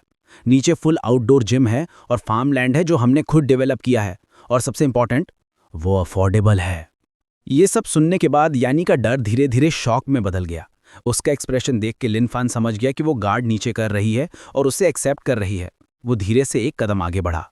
मैं समझता हूं तुम डरी हुई हो, तुम जैसी सुंदर लड़की के लिए इस डिजास्टर में सर्वाइव करना मुश्किल रहा होगा, पर दुनिया में अच्छाई अभी भी है, हमें लाइट की तरफ चलना चाहिए। चलो नाइफ नीचे रखो, ये फ्लायर देखो, शायद कुछ आइडिया मिल जाए। जैनी अपने हाथ में उस फ्लायर को घूर रही थी। ये सब बहुत अजीब लग रहा था। उससे रहा नहीं गया और पूछ ही लिया, तुम हो कौन एग्जैक्टली? लिनफान मुस्कुराया, बोला, तो मेरा नाम लिनफान है, शीनिंग एजेंसी से हाउसिंग एजेंट। मैं रेंट पे जगह दिलवाता हूँ। अगर तुम अपने अभी के घर से खुश नहीं हो तो सनशाइन कम्युनिटी आ सकती हो। बैठ के बात करते हैं, मैं ढंग से इंट्रोड्यूस करता हूँ। लिनफान प्रमोट करता रहा। ये लेआउट देखो, building 1, room 504, 2 bedroom 1 living room, 60 square metre, rent 1500 महीना है, लिफ्ट भी है। पर तुम लड़की हो और स्ट्रीमर हो तो कपड़े बहुत होंगे, तो मैं बिल्डिंग 2 रेकमेंड करूंगा। यूनिट 2 रूम, वो बड़ा है, तुम्हारे लिए सही रहेगा। पिछली टेनेंट भी लड़की थी, उसका लीज कुछ दिन पहले ही खत्म हुआ है। यानी से रहा नहीं गया, उसने पूछ ही लिया, सुनो तुम पागल हो क्या? लिनफान का मूड खराब हो गया। मैं इतने प्यार से जगह रेकमेंड कर रहा हूं और तुम इंसल्ट कर रही हो। अगर रेंट नहीं चाहिए तो बोल दो, मैं जा रहा हूं। उसे उठता देख यानी ने जल्दी से उसे पकड़ा और माफी मांगी। रुको, सॉरी, मेरा वो मतलब नहीं था, आई अपोलोजाइज। लिनफान ने गहरी सांस ली। पैसे कमाने का माइंडसेट अच्छा होना चाहिए। ठीक है, माफी मंजूर। पर यानी ने फिर पूछा, क्या तुम हमेशा ऐसे ही होते हो? मतलब ये थोड़ा नॉर्मल नहीं है। उसका गुस्से वाला चेहरा देख के वो घबरा के एक्सप्लेन करने लगी, नहीं, मेरा वो मतलब नहीं था, मैं बस। इससे पहले कि वो बात पूरी करती, लिनफान ने बात काट दी। नॉट नॉर्मल, वो तुम लोग हो। सबको लगता है अपोकलिप्स का मतलब है कोई रूल्स नहीं है, पर यही सोच दुनिया को और खराब करती है। अपोकलिप्स में सबसे डरावने ज़ॉम्बीज नहीं, लोग होते हैं। मैं बस पुराने रूल्स के हिसाब से जी रहा हूं, जैसे पहले था, क्योंकि मेरे पास वैसे जीने की ताकत है। यानी उसे हैरानी से देखती रह गई। यानी के दिमाग में चल रहा था, ये बंदा अजीब है पर बात में दम है। कहीं ये नाटक तो नहीं कर रहा ताकि लोग गार्ड डाउन कर दें। खैर छोड़ो, जो भी हो, ये जगह तो बर्बाद है, यहां रुकना मतलब मौत, मुझे निकलना ही पड़ेगा। लिनफैन हल्का सा मुस्कुराया। तो जगह चाहिए ना? यानी ने जल्दी से हाँ में सर हिलाया। हाँ, वही वाला रेंट करूंगी जो तुमने बोला। लिनफैन आगे बोला। ठीक है, फिर अपना सामान पैक कर लो। यानी उसे घूरने लगी। लिनफैन ने समझाया। अरे शिफ्ट हो रही हो ना, तो अपना सामान तो लाना पड़ेगा। इंपॉर्टेंट चीज़ें, बैंक कार्ड्स और कैश अगर हो तो। वो अपार्टमेंट 1800 महीने का है। यानी पूरी तरह सुन थी। भाई मुझे बस यहाँ से निकलना है, अब पैसे का क्या काम? उसे समझ नहीं आ रहा था कि ये बंदा एक्टिंग कर रहा है या सच में ऐसा ही है। 10 मिनट बाद लिनफैन ने कंफ्यूज होकर देखा। पैक कर लिया? बस इतना ही? यानी ने हाँ में सर हिलाया और याद दिलाया कि नीचे कुछ सर्वाइवर्स हैं जो डेंजरस हैं। उसे डर था कि शायद वो निकल ना पाए। लिनफैन बड़े आराम से उसे सीढ़ियों से नीचे ले गया। टेंशन मत ले, मैं बहुत केपेबल हूँ। यानी ने सोचा, बात तो सही है, इसने रीइंफोर्स्ड डोर एक मुक्के में तोड़ दिया था। पर जैसे ही वो अगले फ्लोर पे पहुंचे, लूबिंग का दरवाजा फट से खुला। उसके हाथ में किचन नाइफ थी। यानी कहाँ जा रही है तू? ओए बच्चे, चुपचाप उस औरत को बाहर भेज और निकल ले यहाँ से, वरना ऐसा रिग्रेट करवाऊंगा कि याद रखेगा।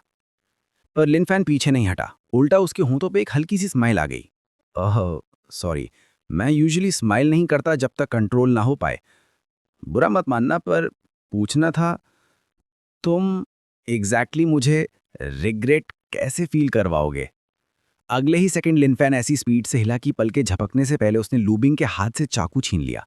लूबिंग बस देखता रह गया। उसे लगा सब कुछ सपना है। वो तो बस चाकू दिखा के उस लड़के को डराना चाहता था ताकि वो यानी को छोड़ दे। किसने सोचा था कि पलक झपकते ही चाकू गायब हो जाएगा? ये बिल्कुल नॉर्मल नहीं था भाई। पर हमला करने के बजाय लिनफैन ज्ञान देने लगा। बोला, नाइफ डेंजरस होती है और बिना नुकसान पहुंचाए किसी को धमकाना भी पब्लिक सिक्योरिटी लॉस तोड़ना माना जाता है। ये राइटियस और सीरियस टोन सुनकर लूबिंग का दिमाग और घूम गया। यहां तक कि जब लिनफैन ने चाकू वापस दिया तो उसने ले भी लिया। लिनफैन ने समझाया, इसे ढंग से पकड़ो और दोबारा ऐसी हरकत मत करना। और हाँ, अगर तुमने सच में अटैक किया तो मैं डिफेंड करूंगा और वो तुम्हारे लिए बहुत मैसी हो जाएगा। लूबिंग चाकू को घूर रहा था, पूरी तरह ब्लैंक। ये क्या चल रहा है भाई? कुछ समझ नहीं आ रहा था। यानी रोकना चाहती थी कि चाकू वापस मत दो, पर तब तक देर हो चुकी थी। वो सोचने लगी कि जब से वो इन्फ्लुएंसर बनी, उसने लूहोंग को बहन माना था, पैसे दिए, मौके दिए, सब कुछ। पर अपोकलिप्स आते ही वो अजनबी बन गई और अपने भाई की मदद कर रही थी उसे बर्बाद करने में। लिनफैन घुमा और बोला, चलो आओ मेरे पीछे। पर लूबिंग ने अपनी थरकी आंखों से यानी को घूरा और चिल्लाया, रुको। लिनफैन ने तिरछी नजर से उसे देखा और ठंडे दिमाग से पूछा, और कुछ? लूबिंग किचन नाइफ लेके कुछ कदम आगे बढ़ा। उसे लगा वो उस लड़की को कब से चाहता है, ऐसे कैसे जाने दे। हिम्मत जुटा के बोला, तू इसे इसलिए ले जा रहा है क्योंकि तुझे इसकी बॉडी चाहिए, है ना? लिनफैन को लगा उसके कैरेक्टर पे दाग लग रहा है। बोला, जुबान संभाल के। लूबिंग ने एकदम चिपकू और परवर्टेड लुक के साथ यानी को देखा। तू ध्यान से सोच ले, अगर यहाँ रुकेगी तो सिर्फ मैं हूं, पर अगर इसके साथ गई तो पता नहीं कितने मर्द मिलेंगे, शायद कुछ, शायद दर्जनों, मोटे नाटे बदसूरत, बारी बारी आएंगे जब तक तू मरने की भीख न मांगे। इमेजिन कर सकती है? ये अपोकलिप्स है, कोई कानून नहीं, कोई मॉरल्स नहीं, कोई परवाह नहीं करता। यहाँ रुकना बेस्ट ऑप्शन है क्योंकि सिर्फ मुझे झेलना पड़ेगा। ये गंदी बातें यानी के दिमाग में हथौड़े की तरह लग रही थीं। वो चिल्लाई, सपने देखना बंद कर लूबिंग, मैं मर जाऊंगी पर यहाँ नहीं रुकूंगी। रिजेक्ट होने के बाद लूबिंग की आंखें पागलपन से भर गई। उसने सारा इल्जाम लिनफैन पे डाल दिया, वरना यानी की इतनी हिम्मत नहीं होती जवाब देने की। उसे लगा चाकू इसलिए छिन गया था क्योंकि वो केयरलेस था। लू बिंग ने अपने आप को सेल्फ हिप्नोसिस कर रखा था। कोई नॉर्मल बंदा इतना तेज नहीं हो सकता। ये सोचते ही उसका चेहरा और भी पागल जैसा हो गया। फिर उसने वो चमकती हुई किचन नाइफ पूरी ताकत से घुमाई और सीधा लिन फैन के ऊपर वार किया। यानी का चेहरा डर के मारे सफेद पड़ गया। वो जोर से चिल्लाई, लिन फैन बच के। लू होंग को लगा कि यानी डर के मारे पगला गई है। उसे लगा बस अब अपने भाई की मदद करनी है इस आदमी को पकड़ने में। पर भाई सीन उल्टा पड़ गया। अचानक लू बिंग की आंखों के आगे अंधेरा छा गया। वो हवा में उड़ता हुआ पीछे जा गिरा, जैसे किसी ने उस पर ट्रक चला दिया हो। वो सीधा दीवार से टकराया और दीवार पे मकड़ी पे जाले यानी स्पाइडर वेब जैसे क्रैक्स पड़ गए। लिन फैन ने बड़े आराम से अपना राइट लेग वापस खींचा और ठंडे दिमाग से समझाया, ये इसकी अपनी गलती थी, मैंने बस खुद को डिफेंड किया।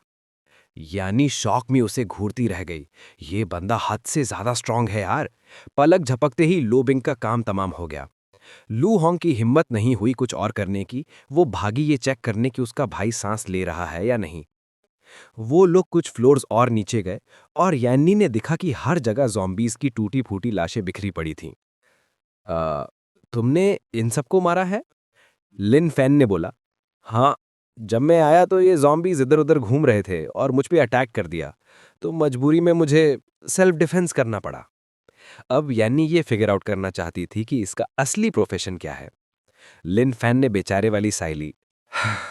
मैंने बताया नहीं था, मैं एक शीनिंग एजेंसी का रियल एस्टेट एजेंट हूँ। जाहिर सी बात है यान्नी को विश्वास नहीं हुआ। ये सब एकदम वो क्लीशे शॉर्ट ड्रामा स्क्रिप्ट जैसा लग रहा था। ऊपर से ऑर्डिनरी जॉब, पर अंदर से हिडन पावर हाउस। सड़क पर पहुंचते ही यान्नी ने फिर पूछा, तुम हमेशा बाहर ऐसे ही घूमते हो? लिनफैन बोला, हाँ, अपोक्लिप्स में सब कुछ इनकन्वीनियंट है। जिंदा रहने के लिए पैसे कमाने पड़ते हैं ना। सिर्फ रियल्टर वाली चीज से बेवकूफ मत बनो। मैं एक सिक्योरिटी गार्ड भी हूं। मैं नेबरहुड में ऑर्डर बनाए रखने में मदद करता हूं और ओल्ड मैन वॉन्ग मुझे इसके लिए पे भी करते हैं। यान्नी को एक और सॉलिड इन्फो मिल गई। तुम सिक्योरिटी गार्ड हो तो क्या तुम खाना डिलीवर वगैरह भी करते हो? लिन फैन ने सर हिलाया। नहीं, पर कभी कभी सर्वाइवल्स के लिए एरन्स रन करता हूं और थोड़ा एक्स्ट्रा कमा लेता हूं। ये सुन के यानी अंदर ही अंदर खुशी से पागल हो गई। Real estate agent, security guard, errand runner, ये तो परफेक्ट ड्रैगन किंग पैनल है जो ऑर्डिनरी जॉब्स के भेस में छुपा है। मैंने तो पक्का कोई बड़ा हाथ मार लिया। मेरी किस्मत खुल गई। ये सोचते हुए उससे रहा नहीं गया और वो जोर से हंसने लगी। पर लिन फैन ने उसे एक अजीब नजरों से देखा। बड़े अफसोस की बात है, इतनी अच्छी लड़की है, पर किसी तरह दिमाग से पूरी इडियट है। ये पहली बार था जब लिन फैन किसी खूबसूरत मशहूर व्यक्ति को घर लाया था। जाहिर सी बात है दादा मोंग ने गलत समझ लिया। उन्हें लगा लिन फैन किसी बातचीत के लिए लड़की लाया है।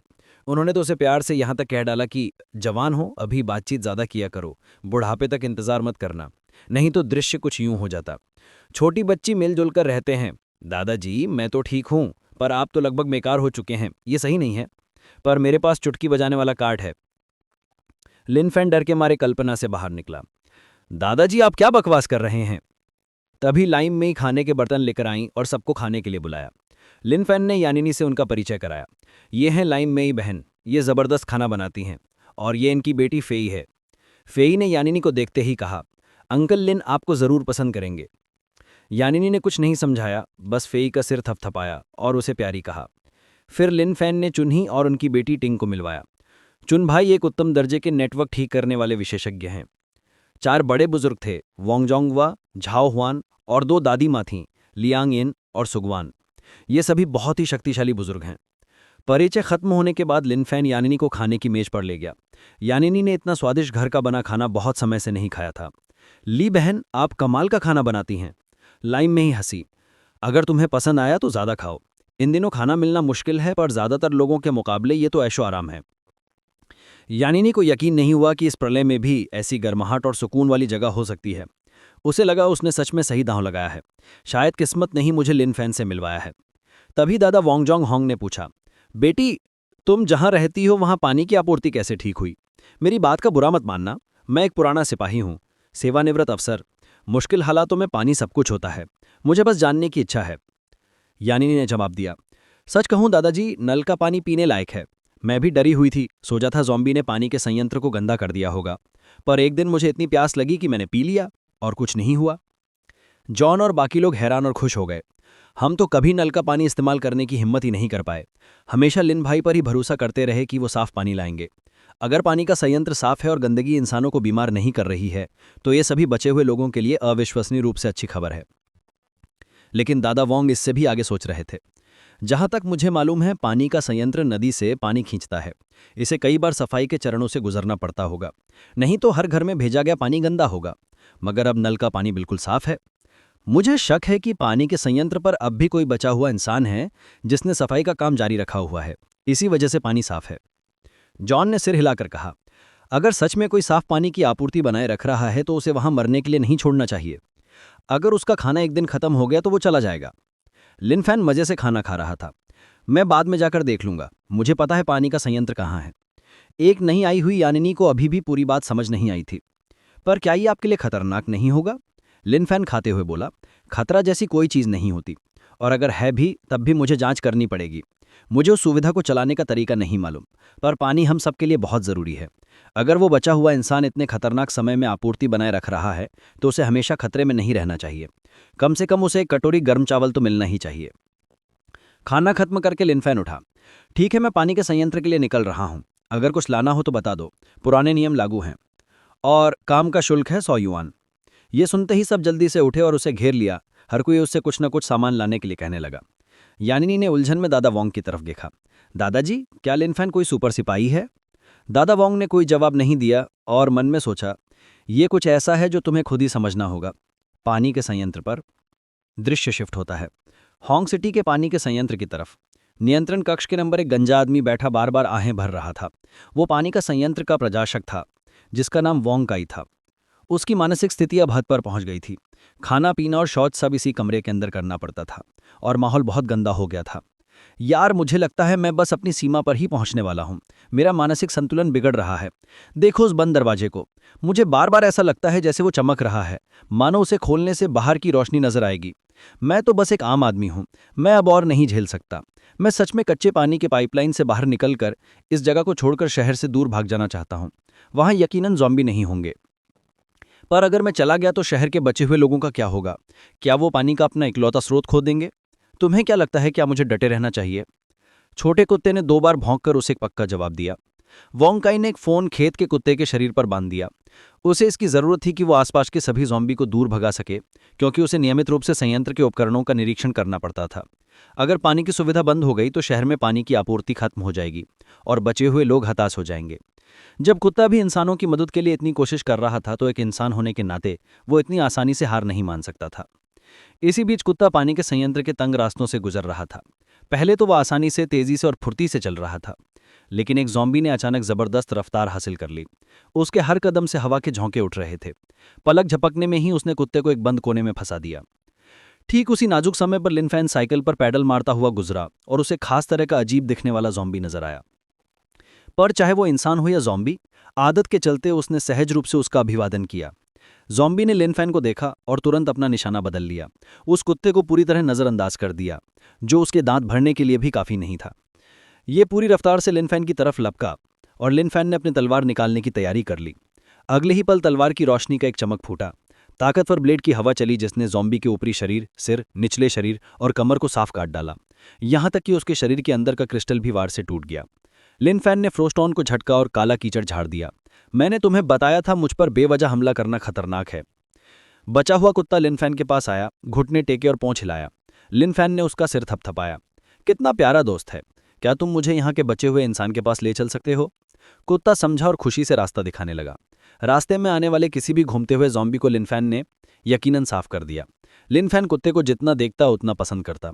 कितना समझदार छोटा दोस्त है। जल्दी ही कुत्ता उसे उसके मालिक के साथ छिपने की जगह पर वापस ले आया, पर वो जगह खाली थी। उसका मालिक साफ तौर पर खतरे में पड़ गया था और वापस नहीं आया था। कुत्ते की बेचैनी देखकर लिनफैन ने फिर से उसका सिर थपथपाया और उसे आगे रास्ता दिखाने को कहा। इसी बीच पानी के संयंत्र के सफाई वाले कक्ष के अंदर वोंग काई कोने में उदास बैठा था। लानत है, क्या विपत्ति है। मैंने अभी उपकरणों की जांच भी खत्म नहीं की थी कि ज़ॉम्बी ने मुझे ढूंढ लिया। पता नहीं मेरा दोस्त कैसा होगा। बाहर अभी भी ज़ॉम्बी हैं। अगर मैं अभी बाहर गया तो खतरनाक होगा, पर अगर मैं अपने कमरे में वापस नहीं गया तो कुत्ते के वापस आने पर उसे दरवाज़ा खोलने वाला कोई नहीं मिलेगा। वो यकीनन बाहर मर जाएगा। ठीक उसी समय जब वो मायूसी में डूब रहा था, तभी बाहर से कुत्ते के भौंकने की आवाज़ आई। वोंग काई ने मुंह खोला, उसकी सांस तेज हो गई। उसे लगा कि उसे भ्रम हो रहे हैं। फिर उसने एक इंसान की आवाज़ सुनी। उसे यकीन नहीं हुआ कि बाहर सच में कोई इंसान हो सकता है और खुद से कहा कि उसे पक्का दरवाज़ा नहीं खोलना चाहिए। लेकिन लिनफैन ने कई बार आवाज़ लगाई और कोई जवाब नहीं मिला। तो उसने सीधा लोहे का दरवाजा तोड़ दिया। नमस्ते, मेरा नाम लिनफैन है। मैं सनशाइन कम्युनिटी सोसाइटी का सुरक्षाकर्मी, किराए का दलाल और काम करने वाला हूँ। मैं अच्छा इंसान हूँ। मैं किसी खराब इरादे से नहीं आया हूँ। मैं सिर्फ यहाँ बचे हुए लोगों को ढूंढ रहा हूँ। एक इंसान को देखकर वोंग काई अपने आंसू नहीं रोक पाया, लेकिन उसे अब भी लगा कि ये सब हेलुसिनेशन है। अरे, यहाँ कौन आ सकता है? और अगर कोई आया भी तो वो सुरक्षाकर्मी कैसे हो सकता है? ये पक्का भ्रम है। उसने सोचा ज़ॉम्बी अंदर घुस आए हैं, जबकि वो अभी भी भ्रम में फंसा हुआ था। लेकिन लिनफैन ने उसके कंधे पर हाथ रखा, एकदम मजबूत और असली। डरो मत, मैं तुम्हें लेने आया हूँ। अब तुम सुरक्षित हो। वे सीधे साधे शब्द वोंग काई के दिल पर किसी भी चीज से ज्यादा असर कर गए। वो लिनफैन की बाहों में गिर पड़ा, बेकाबू होकर रोने लगा। आखिरकार कोई मुझे बचाने आया। मुझे लगा था कि सब मुझे भूल चुके हैं। लिनफैन मुस्कुराया। जो बहुतों के लिए लकड़ी लाते हैं, उन्हें ठंड से मरने के लिए नहीं छोड़ा जा सकता। तुम इस शहर के नायक हो। माफ करना, मुझे आने में देर हो गई। पानी के संयंत्र से वोंकाई को बचाने के बाद लिनफेन उसे सनशाइन कम्युनिटी वापस ले आया और उसे गर्मा गर्म सफेद चावल की कटोरी दी। छोटी टिंग उसे ऐसे खाते देख चौंक गई जैसे कोई भेड़िया खा रहा हो। फेई बहन, क्या किस अंकल ने पहले कभी खाया नहीं है? फेई ने जवाब दिया, टिंग टिंग, मुझे लगता है ये अंकल जरूर सफेद चावल के अवतार हैं, इसीलिए इन्हें इतना पसंद है। लिनफेन ये सुनकर थोड़ा उलझन में पड़ गया कि टिंग फेई को बहन क्यों कह रही है। फेई, टिंग तुमसे बड़ी है, तुम उसे बहन क्यों कह रही हो? फेई ने गर्व से जवाब दिया, क्योंकि इतने समय से वो पूरी तरह मेरे कंट्रोल में रही है, मुझे बहन कहना तो कम से कम है। इसी बीच वोंकाई के बगल में बैठा कुत्ता पूरी तरह से हैरान लग रहा था। मेरा इंसान इतना भूखा क्यों लग रहा है? क्या हमने आज सुबह खुशी खुशी कुत्ते का खाना साथ में नहीं खाया था? वोंकाई को पूरी कटोरी खत्म करने में ज्यादा वक्त नहीं लगा। माफ करना, मुझे सच में बहुत भूख लगी थी, मैंने थोड़ा ज्यादा खा लिया। लाइम मेई ने मुस्कुराते हुए सिर हिलाया, कोई बात नहीं, अच्छा खाना एक वरदान है। तुम अचानक आ गए, मुझे कुछ और पकाने का समय नहीं मिला, बुरा मत मानना। दादा वोंग ने वोंकाई के कंधे पर थपथपाया, जवान, तुमने बहुत अच्छा काम किया। इतने समय तक पानी के संयंत्र में हमें जो साफ पानी मिला वो तुम्हारी वजह से था। वोंकाई को लगा ये तो बताने लायक बात भी नहीं है। आप ज्यादा तारीफ कर रहे हैं सर, मैं तो बस पानी के संयंत्र का एक कर्मचारी हूं, वहां फंसा हुआ था, मेरे पास करने को और कुछ नहीं था, इसलिए मैंने जो बन सका वो किया। दादा वोंग हंसे, जिसे तुम एक साधारण काम कह रहे हो, जिसे तुम अपना कर्तव्य कहते हो, उसने हॉन्ग सिटी के हर जिंदा इंसान को जिंदा रखा है। इस प्रलय में पानी ही जिंदगी है, इसके बिना बहुत कम लोग जिंदा बच पाते। इसी पल लिनफेन वोंकाई के पास आया और पूछा, क्या तुम सनशाइन कम्युनिटी में रहना चाहोगे? मैं शिनफिंग एजेंसी के साथ एक पार्ट टाइम किराए का दलाल हूं। अगर तुम यहां आना चाहते हो तो मैं तुम्हारे लिए एक जगह ढूंढ सकता हूं। जगह ढूंढना सुनकर वोंकाई हैरान रह गया, जैसे इन शब्दों का कोई गहरा मतलब हो। दादा वोंग ने तुरंत समझाया, छोटे फैन का मतलब है अगर तुम यहां रहना चाहते हो तो वो तुम्हारे लिए एक जगह का इंतजाम कर सकता है। किराया ज्यादा महंगा नहीं है, लगभग 1600 या 1700 रुपए महीना। भले ही ये प्रलय हो, हमारी सोसाइटी अभी भी पुराने नियमों पर चलती है। वोंकाई ने आंखें चौड़ी की और सिर हिलाया, जैसे वो समझ गया हो या जैसे नहीं समझा हो। लाइम मेई ने बीच में आकर समझाया, तुम्हें आदत पड़ जाएगी। दादा वोंग शायद हम सबसे ज्यादा लिनफेन को समझते हैं, उन्हें बस डर है कि लिनफेन कहीं ज्यादा सीधा ना बोल दे और तुम उलझ ना जाओ। दादा वोंग ने बात जारी रखी, जवान, तुम दिखने में सामान्य लगते हो, किसी भी और बच्चे की तरह। जब तुम डरपोक हो सकते हो तो तुम डरपोक हो, लेकिन जब कुछ होता है तो तुम फिर भी खड़े होते हो। मुझे ये पसंद है। वोंकाई ने मन ही मन सोचा, क्या ये तारीफ मानी जानी चाहिए? जैसे ही वो बोले, दादा वोंग को अचानक एक पुराने साथी की याद आ गई। जब मैं जंग में था तो एक आदमी था जो हमेशा डरपोक लगता था, यहां तक कि दबी हुई लड़कियों जैसी आवाज में बोलता था, लेकिन जब जरूरत पड़ी तो उसने सच में विस्फोटक उठाए और एक टैंक पर धावा बोल दिया। मैंने उससे ये उम्मीद नहीं की थी। दादा वोंग को बाद में समझ आया, इंसान डर, हिम्मत और सब तरह की अधूरी चीजों से बना है। इन सब के साथ ही एक इंसान पूरा होता है, और जरूरी पलों में जो हिम्मत वो दिखाते हैं वो अकल्पनीय होती है। अब जाके वोंकाई को बात समझ आई, तो ये दादाजी मूल रूप से कम्युनिटी के जिंदगी के गुरु थे। लिनफेन झुककर बोला, मेरे पास तुम्हारे लिए एक जगह है, कमरा 504, 5वीं मंजिल, किराया एक प्रीटी गुड डील है। वोंकाई ने सहजता से पूछा, क्या मैं नकद दे दूं, कैश या कार्ड से दूं? लिनफेन की आंखें चमक गई, नकद या कार्ड दोनों चलेंगे। वोंकाई फिर चुप हो गया। उसके मददगार थोड़े अजीब लग रहे थे, फिर भी वो सहयोग करने को तैयार था। बस अफसोस था कि इस प्रलय में उसके पास पैसे नहीं थे। उसकी हिचकिचाहट देखकर दादा वोंग ने तुरंत उसे बचाया। जो जवान पत्नी नहीं ढूंढते वे हमेशा बेपरवाही से खर्च करते हैं। छोटा फैन किराया मेरे कार्ड से लेता है, जब उसे तनख्वाह मिलेगी तो वो मुझे वापस कर देगा। पानी का संयंत्र अभी भी उसे तनख्वाह देता है ना वोंग? वोंकाई को समझ नहीं आया कि दादा वोंग क्या कह रहे थे। प्रलय में तनख्वाह, किसे अब भी तनख्वाह मिलती है। फिर उसे याद आया कि लिनफेन के पानी के संयंत्र जाने के बाद आसपास के कुछ ज़ॉम्बी खत्म हो गए थे। फैन भाई, क्या आपके पास ज़ॉम्बी से निपटने का कोई तरीका है? लिनफेन ने कुछ छिपाया नहीं। हाँ, मैं मजबूत हूँ, वो सब जानते हैं। अब तक लिनफेन के तीनों गुण पहले ही इंसान से ऊपर के स्तर पर पहुंच गए थे। वोंकाई ने पहले सोचा था कि लिनफेन किसी तरह का गुप्त हाईटेक वेपन यूज कर रहा है। जब तक दादा वोंग और कई महिलाओं ने जोर जोर से सिर नहीं हिलाया, तब तक वोंकाई को आखिरकार समझ नहीं आया कि क्या हो रहा था। फिर उसने पूछा, फैन भाई, पानी के संयंत्र को हर दिन किसी को देखने की जरूरत है, नहीं तो पानी गंदा या कीचड़ से भर जाएगा। मैं ये अकेले संभाल नहीं सकता, तो अगर आपको ज़ॉम्बी से लड़ने का भरोसा है तो क्या आप रोजाना दोपहर को मेरे साथ संयंत्र तक चल सकते हैं? लिनफेन ने सोचा ये कोई मुश्किल काम है, पर जवाब दिया, कोई दिक्कत नहीं है। अगर और कुछ नहीं है तो मैं अपने कमरे में वापस जा रहा हूँ, तुम सब बातें करते रहो। फिर उसने आलस में अंगड़ाई ली और चला गया। वोंकाई ने धीरे से दादा वोंग से पूछा, क्या मैं पूछ सकता हूँ कि फैन भाई असल में किस तरह के इंसान हैं? वो सुपरमैन जैसे लगते हैं। दादा वोंग मुस्कुराए, हर दर्दनाक दौर में नायक पैदा होते हैं, वो एक नायक है और तुम भी। जहां तक वो असल में कौन है ये जरूरी नहीं है। नायकों को उनकी उत्पत्ति से नहीं आंका जाता। जरूरी ये है कि सनशाइन कम्युनिटी हमारा आश्रय और हमारी उम्मीद की शुरुआत है। चलो सब मिलकर मेहनत करते हैं, इस सोसाइटी को बेहतर बनाते हैं और उस उम्मीद को फैलाते हैं। ये सिर्फ हमारी इच्छा नहीं है, ये छोटे फैन की भी इच्छा है। एमडी रेगिस्तानी बेस पर जानकारी। दृश्य रेगिस्तानी बेस की ओर बदलता है। कई रिसर्चर्स ड्रैगन पैलेस बेस और गैलेक्सी बेस से भेजे गए डेटा को व्यवस्थित कर रहे थे। उन्होंने एक बदले हुए ज़ॉम्बी का शिकार किया था और उसके सिर से कई क्रिस्टल निकाले थे, लेकिन किसी का कोई काम नहीं दिख रहा था। एक सैनिक ने शोध के लिए एक क्रिस्टल निगलने की पेशकश की, लेकिन परिणाम भयानक थे। महिला रिसर्चर ने रिकॉर्डेड फुटेज ओपन किया। ये एक क्रिस्टल निगलने की आंतरिक प्रतिक्रिया है। जैसे ही क्रिस्टल मानवोत्तक के साथ मिल जाता है, व्यक्ति का शरीर बदल जाता है, खून तेजी से खोलने लगता है। 3 मिनट बाद अत्यधिक खून बहने के कारण व्यक्ति की मौत हो जाती है। ये साबित करता है कि क्रिस्टल निगलकर पानी की शक्ति पाने का विचार गलत है। वर्तमान मानव शरीर के साथ हम क्रिस्टल के प्रभावों को झेल नहीं सकते। मैंने ड्रैगन पैलेस बेस और गैलेक्सी बेस के ज़ॉम्बी डेटा को मिला दिया है। प्रोफेसरों, कृपया स्क्रीन पर देखें। ये ज़ॉम्बी एक ताकतवर ज़ॉम्बी के रूप में वर्गीकृत किया गया है, जिसमें अत्यधिक विस्फोटक बल है। गैलेक्सी बेस के परीक्षणों के अनुसार एक ताकतवर ज़ॉम्बी आसानी से 2 टन की कार पलट सकता है। उसके मांसपेशियों का घनत्व बहुत ज्यादा है। सामान्य गोलियां केवल ऊपरी उत्तक को नुकसान पहुंचाती हैं और सार्थक नुकसान नहीं पहुंचा सकती। ये एक रफ्तार वाला ज़ॉम्बी है जो तेजी से चढ़ने में माहिर है। उसके हाथ पैर मोटे और लचीले हैं, जो 150 किलोमीटर प्रति घंटा की गति तक पहुंच सकते हैं, जो चीते से भी तेज है। इससे भी बुरी बात यह है कि उसकी अधिकतम गति शारीरिक तनाव के कारण कम नहीं होती, जिसका मतलब है कि एक बार जब वो किसी इंसान को निशाना बनाता है तो बचने की संभावना लगभग 0 है। ये एक चीखने वाला ज़ॉम्बी है जो 120 डेसिबल की चीख निकाल सकता है, जिससे दर्द, चक्कर आना, मितली और बहुत कुछ होता है।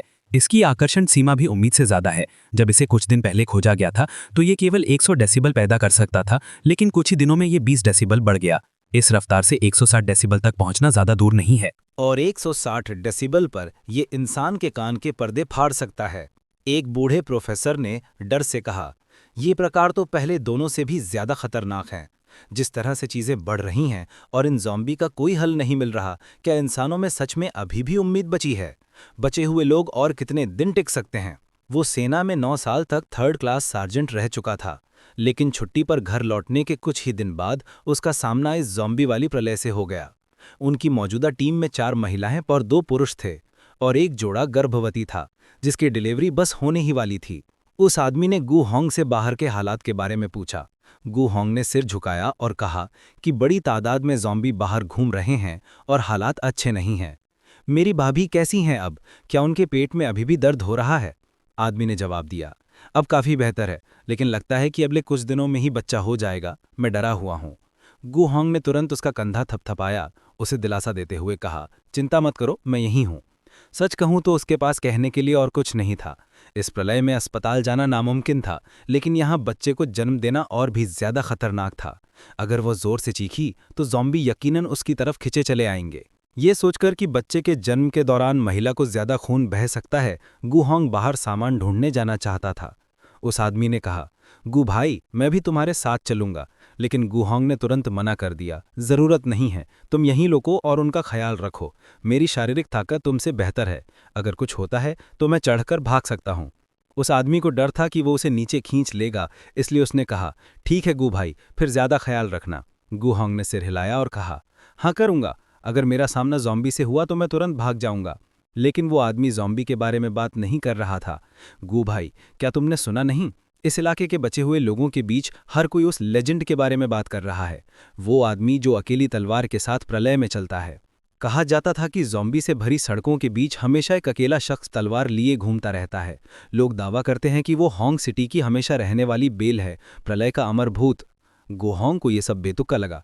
ये कैसी अनाप शनाप बातें हैं? ये आपस में जुड़ी कैसे हैं? सनशाइन सोसाइटी में व्यस्त था। इसी बीच सनशाइन कम्युनिटी के अंदर दादा वोंग ने लिन फैन को गुजरते हुए देखा और पूछा कि वो आज इतना व्यस्त क्यों है। लिन फैन ने जवाब दिया, मुझे सोसाइटी में पेट्रोल करनी है, दुकानों को साफ करना है, वोंग काई को पानी के संयंत्र तक ले जाना है और दोपहर में अपना पार्ट टाइम जमीन जायदाद का काम जारी रखना है। दादा वोंग ने सराहना में सिर हिलाया। पूरी सोसाइटी में या यहाँ तक कि पूरी प्रलय में सिर्फ छोटा फैन ही इतना व्यस्त है। ये जरूर इंसानियत की आखिरी उम्मीद होगा। उसी समय दादी लियांग सब्र से 2 बच्चों को पढ़ा रही थीं। लाइम ही अपने पीछे एक बच्चे को लेकर दादी सू के साथ खेती में मदद करने खेतों पर गईं। कहीं और यानिनी का सामना लिन फैन से हुआ और उसने नमस्ते किया। फैन भाई, लिनफैन ने जवाब दिया, येन मिस। यानिनी ने उसे इतना औपचारिक न होने को कहा। तुम मुझे छोटा येन या छोटी नीनी कह सकते हो, मेरे दोस्त सब मुझे यही कहते हैं। लेकिन लिनफैन ने फिर भी गंभीरता से जवाब दिया, ठीक है येन मिस। यानिनी ने कहा, फैन भाई, दादा वोंग हमें बताते रहते हैं कि शहर अपनी पुरानी जिंदगी में वापस आ जाएगा। क्या आपको लगता है कि ये सच है? लिनफैन ने पलटकर पूछा, क्या तुम्हें लगता है कि ये सच है? यानिनी ने उसे घूर कर देखा। अगर मैं आप सबसे नहीं मिली होती तो मुझे यकीन नहीं होता, लेकिन अब मुझे यकीन है। लिनफैन ने शांति से जवाब दिया, तुम्हें पहले से ही जवाब मालूम है और तुम्हें पहले से ही भरोसा है। जब तक तुम उस भरोसे का पालन करोगी तुम सफल हो जाओगी। लेकिन यानिनी को अब भी समझ नहीं आया। फैन भाई, आप इस प्रलय में काम क्यों करते रहते हैं और पैसे क्यों कमाते हैं? बाहर बहुत से लोग बस एक दूसरे को चोट पहुंचाते हैं और जो देखते हैं वो ले लेते हैं। लिनफैन ने 2 कदम आगे बढ़ाए। मुझे डर है कि जब आखिरकार रोशनी वापस आएगी तो मैं वापस बदल नहीं पाऊंगा। यानिनी हैरान रह गई। क्या फैन भाई सच में भविष्य के बारे में सोच रहे हैं? उसे अचानक दादा वोंग पर यकीन हो गया। शायद फैन भाई सच में इंसानियत की उम्मीद है। फिर वो तेजी से उसके साथ चलने लगी और मुस्कुराते हुए पूछा, फैन भाई की क्या कोई गर्लफ्रेंड है? लिनफैन ने तुरंत जवाब दिया, नहीं। शर्माते हुए उसने बात जारी रखी, मेरा भी कोई बॉयफ्रेंड नहीं है। क्या आपने साथ घूमने के बारे में नहीं सोचा? लिनफैन ने उतना ही सीधा जवाब दिया, जरूरत नहीं है। इन 3 शब्दों ने खूबसूरत यानिनी को तोड़ दिया। मेरा रिजेक्शन हो गया? वो इसे मानने को तैयार नहीं थी। वो उसके पीछे भागी और पूछा, क्यों? लिनफैन ने कहा, क्योंकि मैं अभी जवान हूं। ठीक है, मैं और बात नहीं करूंगा, मुझे आसपास की ज़ॉम्बी को साफ करना है। जब तक मैं काम करता रहूंगा मैं यहाँ की सभी दुकानों को साफ कर पाऊंगा, फिर अपना काम आसपास के इलाकों तक फैला दूंगा। हॉन्ग सिटी यकीनन साफ हो जाएगी। यानिनी ने एक पल सोचा और फैसला किया कि उसका रिजेक्शन नहीं हुआ होगा। मैं समझ गई। फैन भाई मुझे मना नहीं कर रहे थे, वो मुझे बता रहे थे कि प्रलय अभी खत्म नहीं हुई है, तो कोई घर के बारे में कैसे बात कर सकता है? बहुत छोटी सोच। मेरी सोच बहुत छोटी थी। तो फैन भाई के दिल में इतनी बड़ी महत्वाकांक्षा है। संदिग्ध मुस्कान। दोपहर में लिनफैन हमेशा की तरह सड़कों पर चल रहा था। केक बेचने वाली मशहूर इन्फ्लुएंसर सू शाशा ने उसे फिर से देखा। ये कौन है? इसे ज़ॉम्बी से डर क्यों नहीं लगता? क्या कोई नियम है जिसका वो इस्तेमाल करके उनसे बच सकता है? लिनफैन ने भी उस महिला को देखा जो उसे देख रही थी। वो पक्का नहीं था कि वो ठीक हो गई है या नहीं। मानसिक घाव दवा से ठीक होना मुश्किल है। लोगों को अक्सर खुद को संभालना पड़ता है। छोड़ो, मुझे पहले आसपास के दुकानों के ज़ॉम्बी को साफ करना चाहिए। जब उसने लिनफैन को अपनी तलवार निकालते हुए देखा तो वो घबरा गई। खत्म, खत्म। क्या वो आखिरकार अपनी इच्छाओं को दबा नहीं पा रहा है और मुझ पर हमला करने की योजना बना रहा है? लेकिन तलवार निकालने के बाद लिनफैन को अचानक कुछ याद आया। ठीक है, मैं लगभग भूल ही गया था। मैंने तुमसे रोज मुस्कुराने का वादा किया था। मुझे उम्मीद है कि मेरी मुस्कान तुम्हारे दिल को गर्म करेगी और तुम्हें ठीक होने में मदद करेगी। लेकिन सुशाशा को वह मुस्कान विकृत और डरावनी लगी। ये फिर से, वो सीधे मेरी तरफ घूर रहा है। वो टेढ़ी मुस्कान, उसके इरादे सच में बुरे हैं।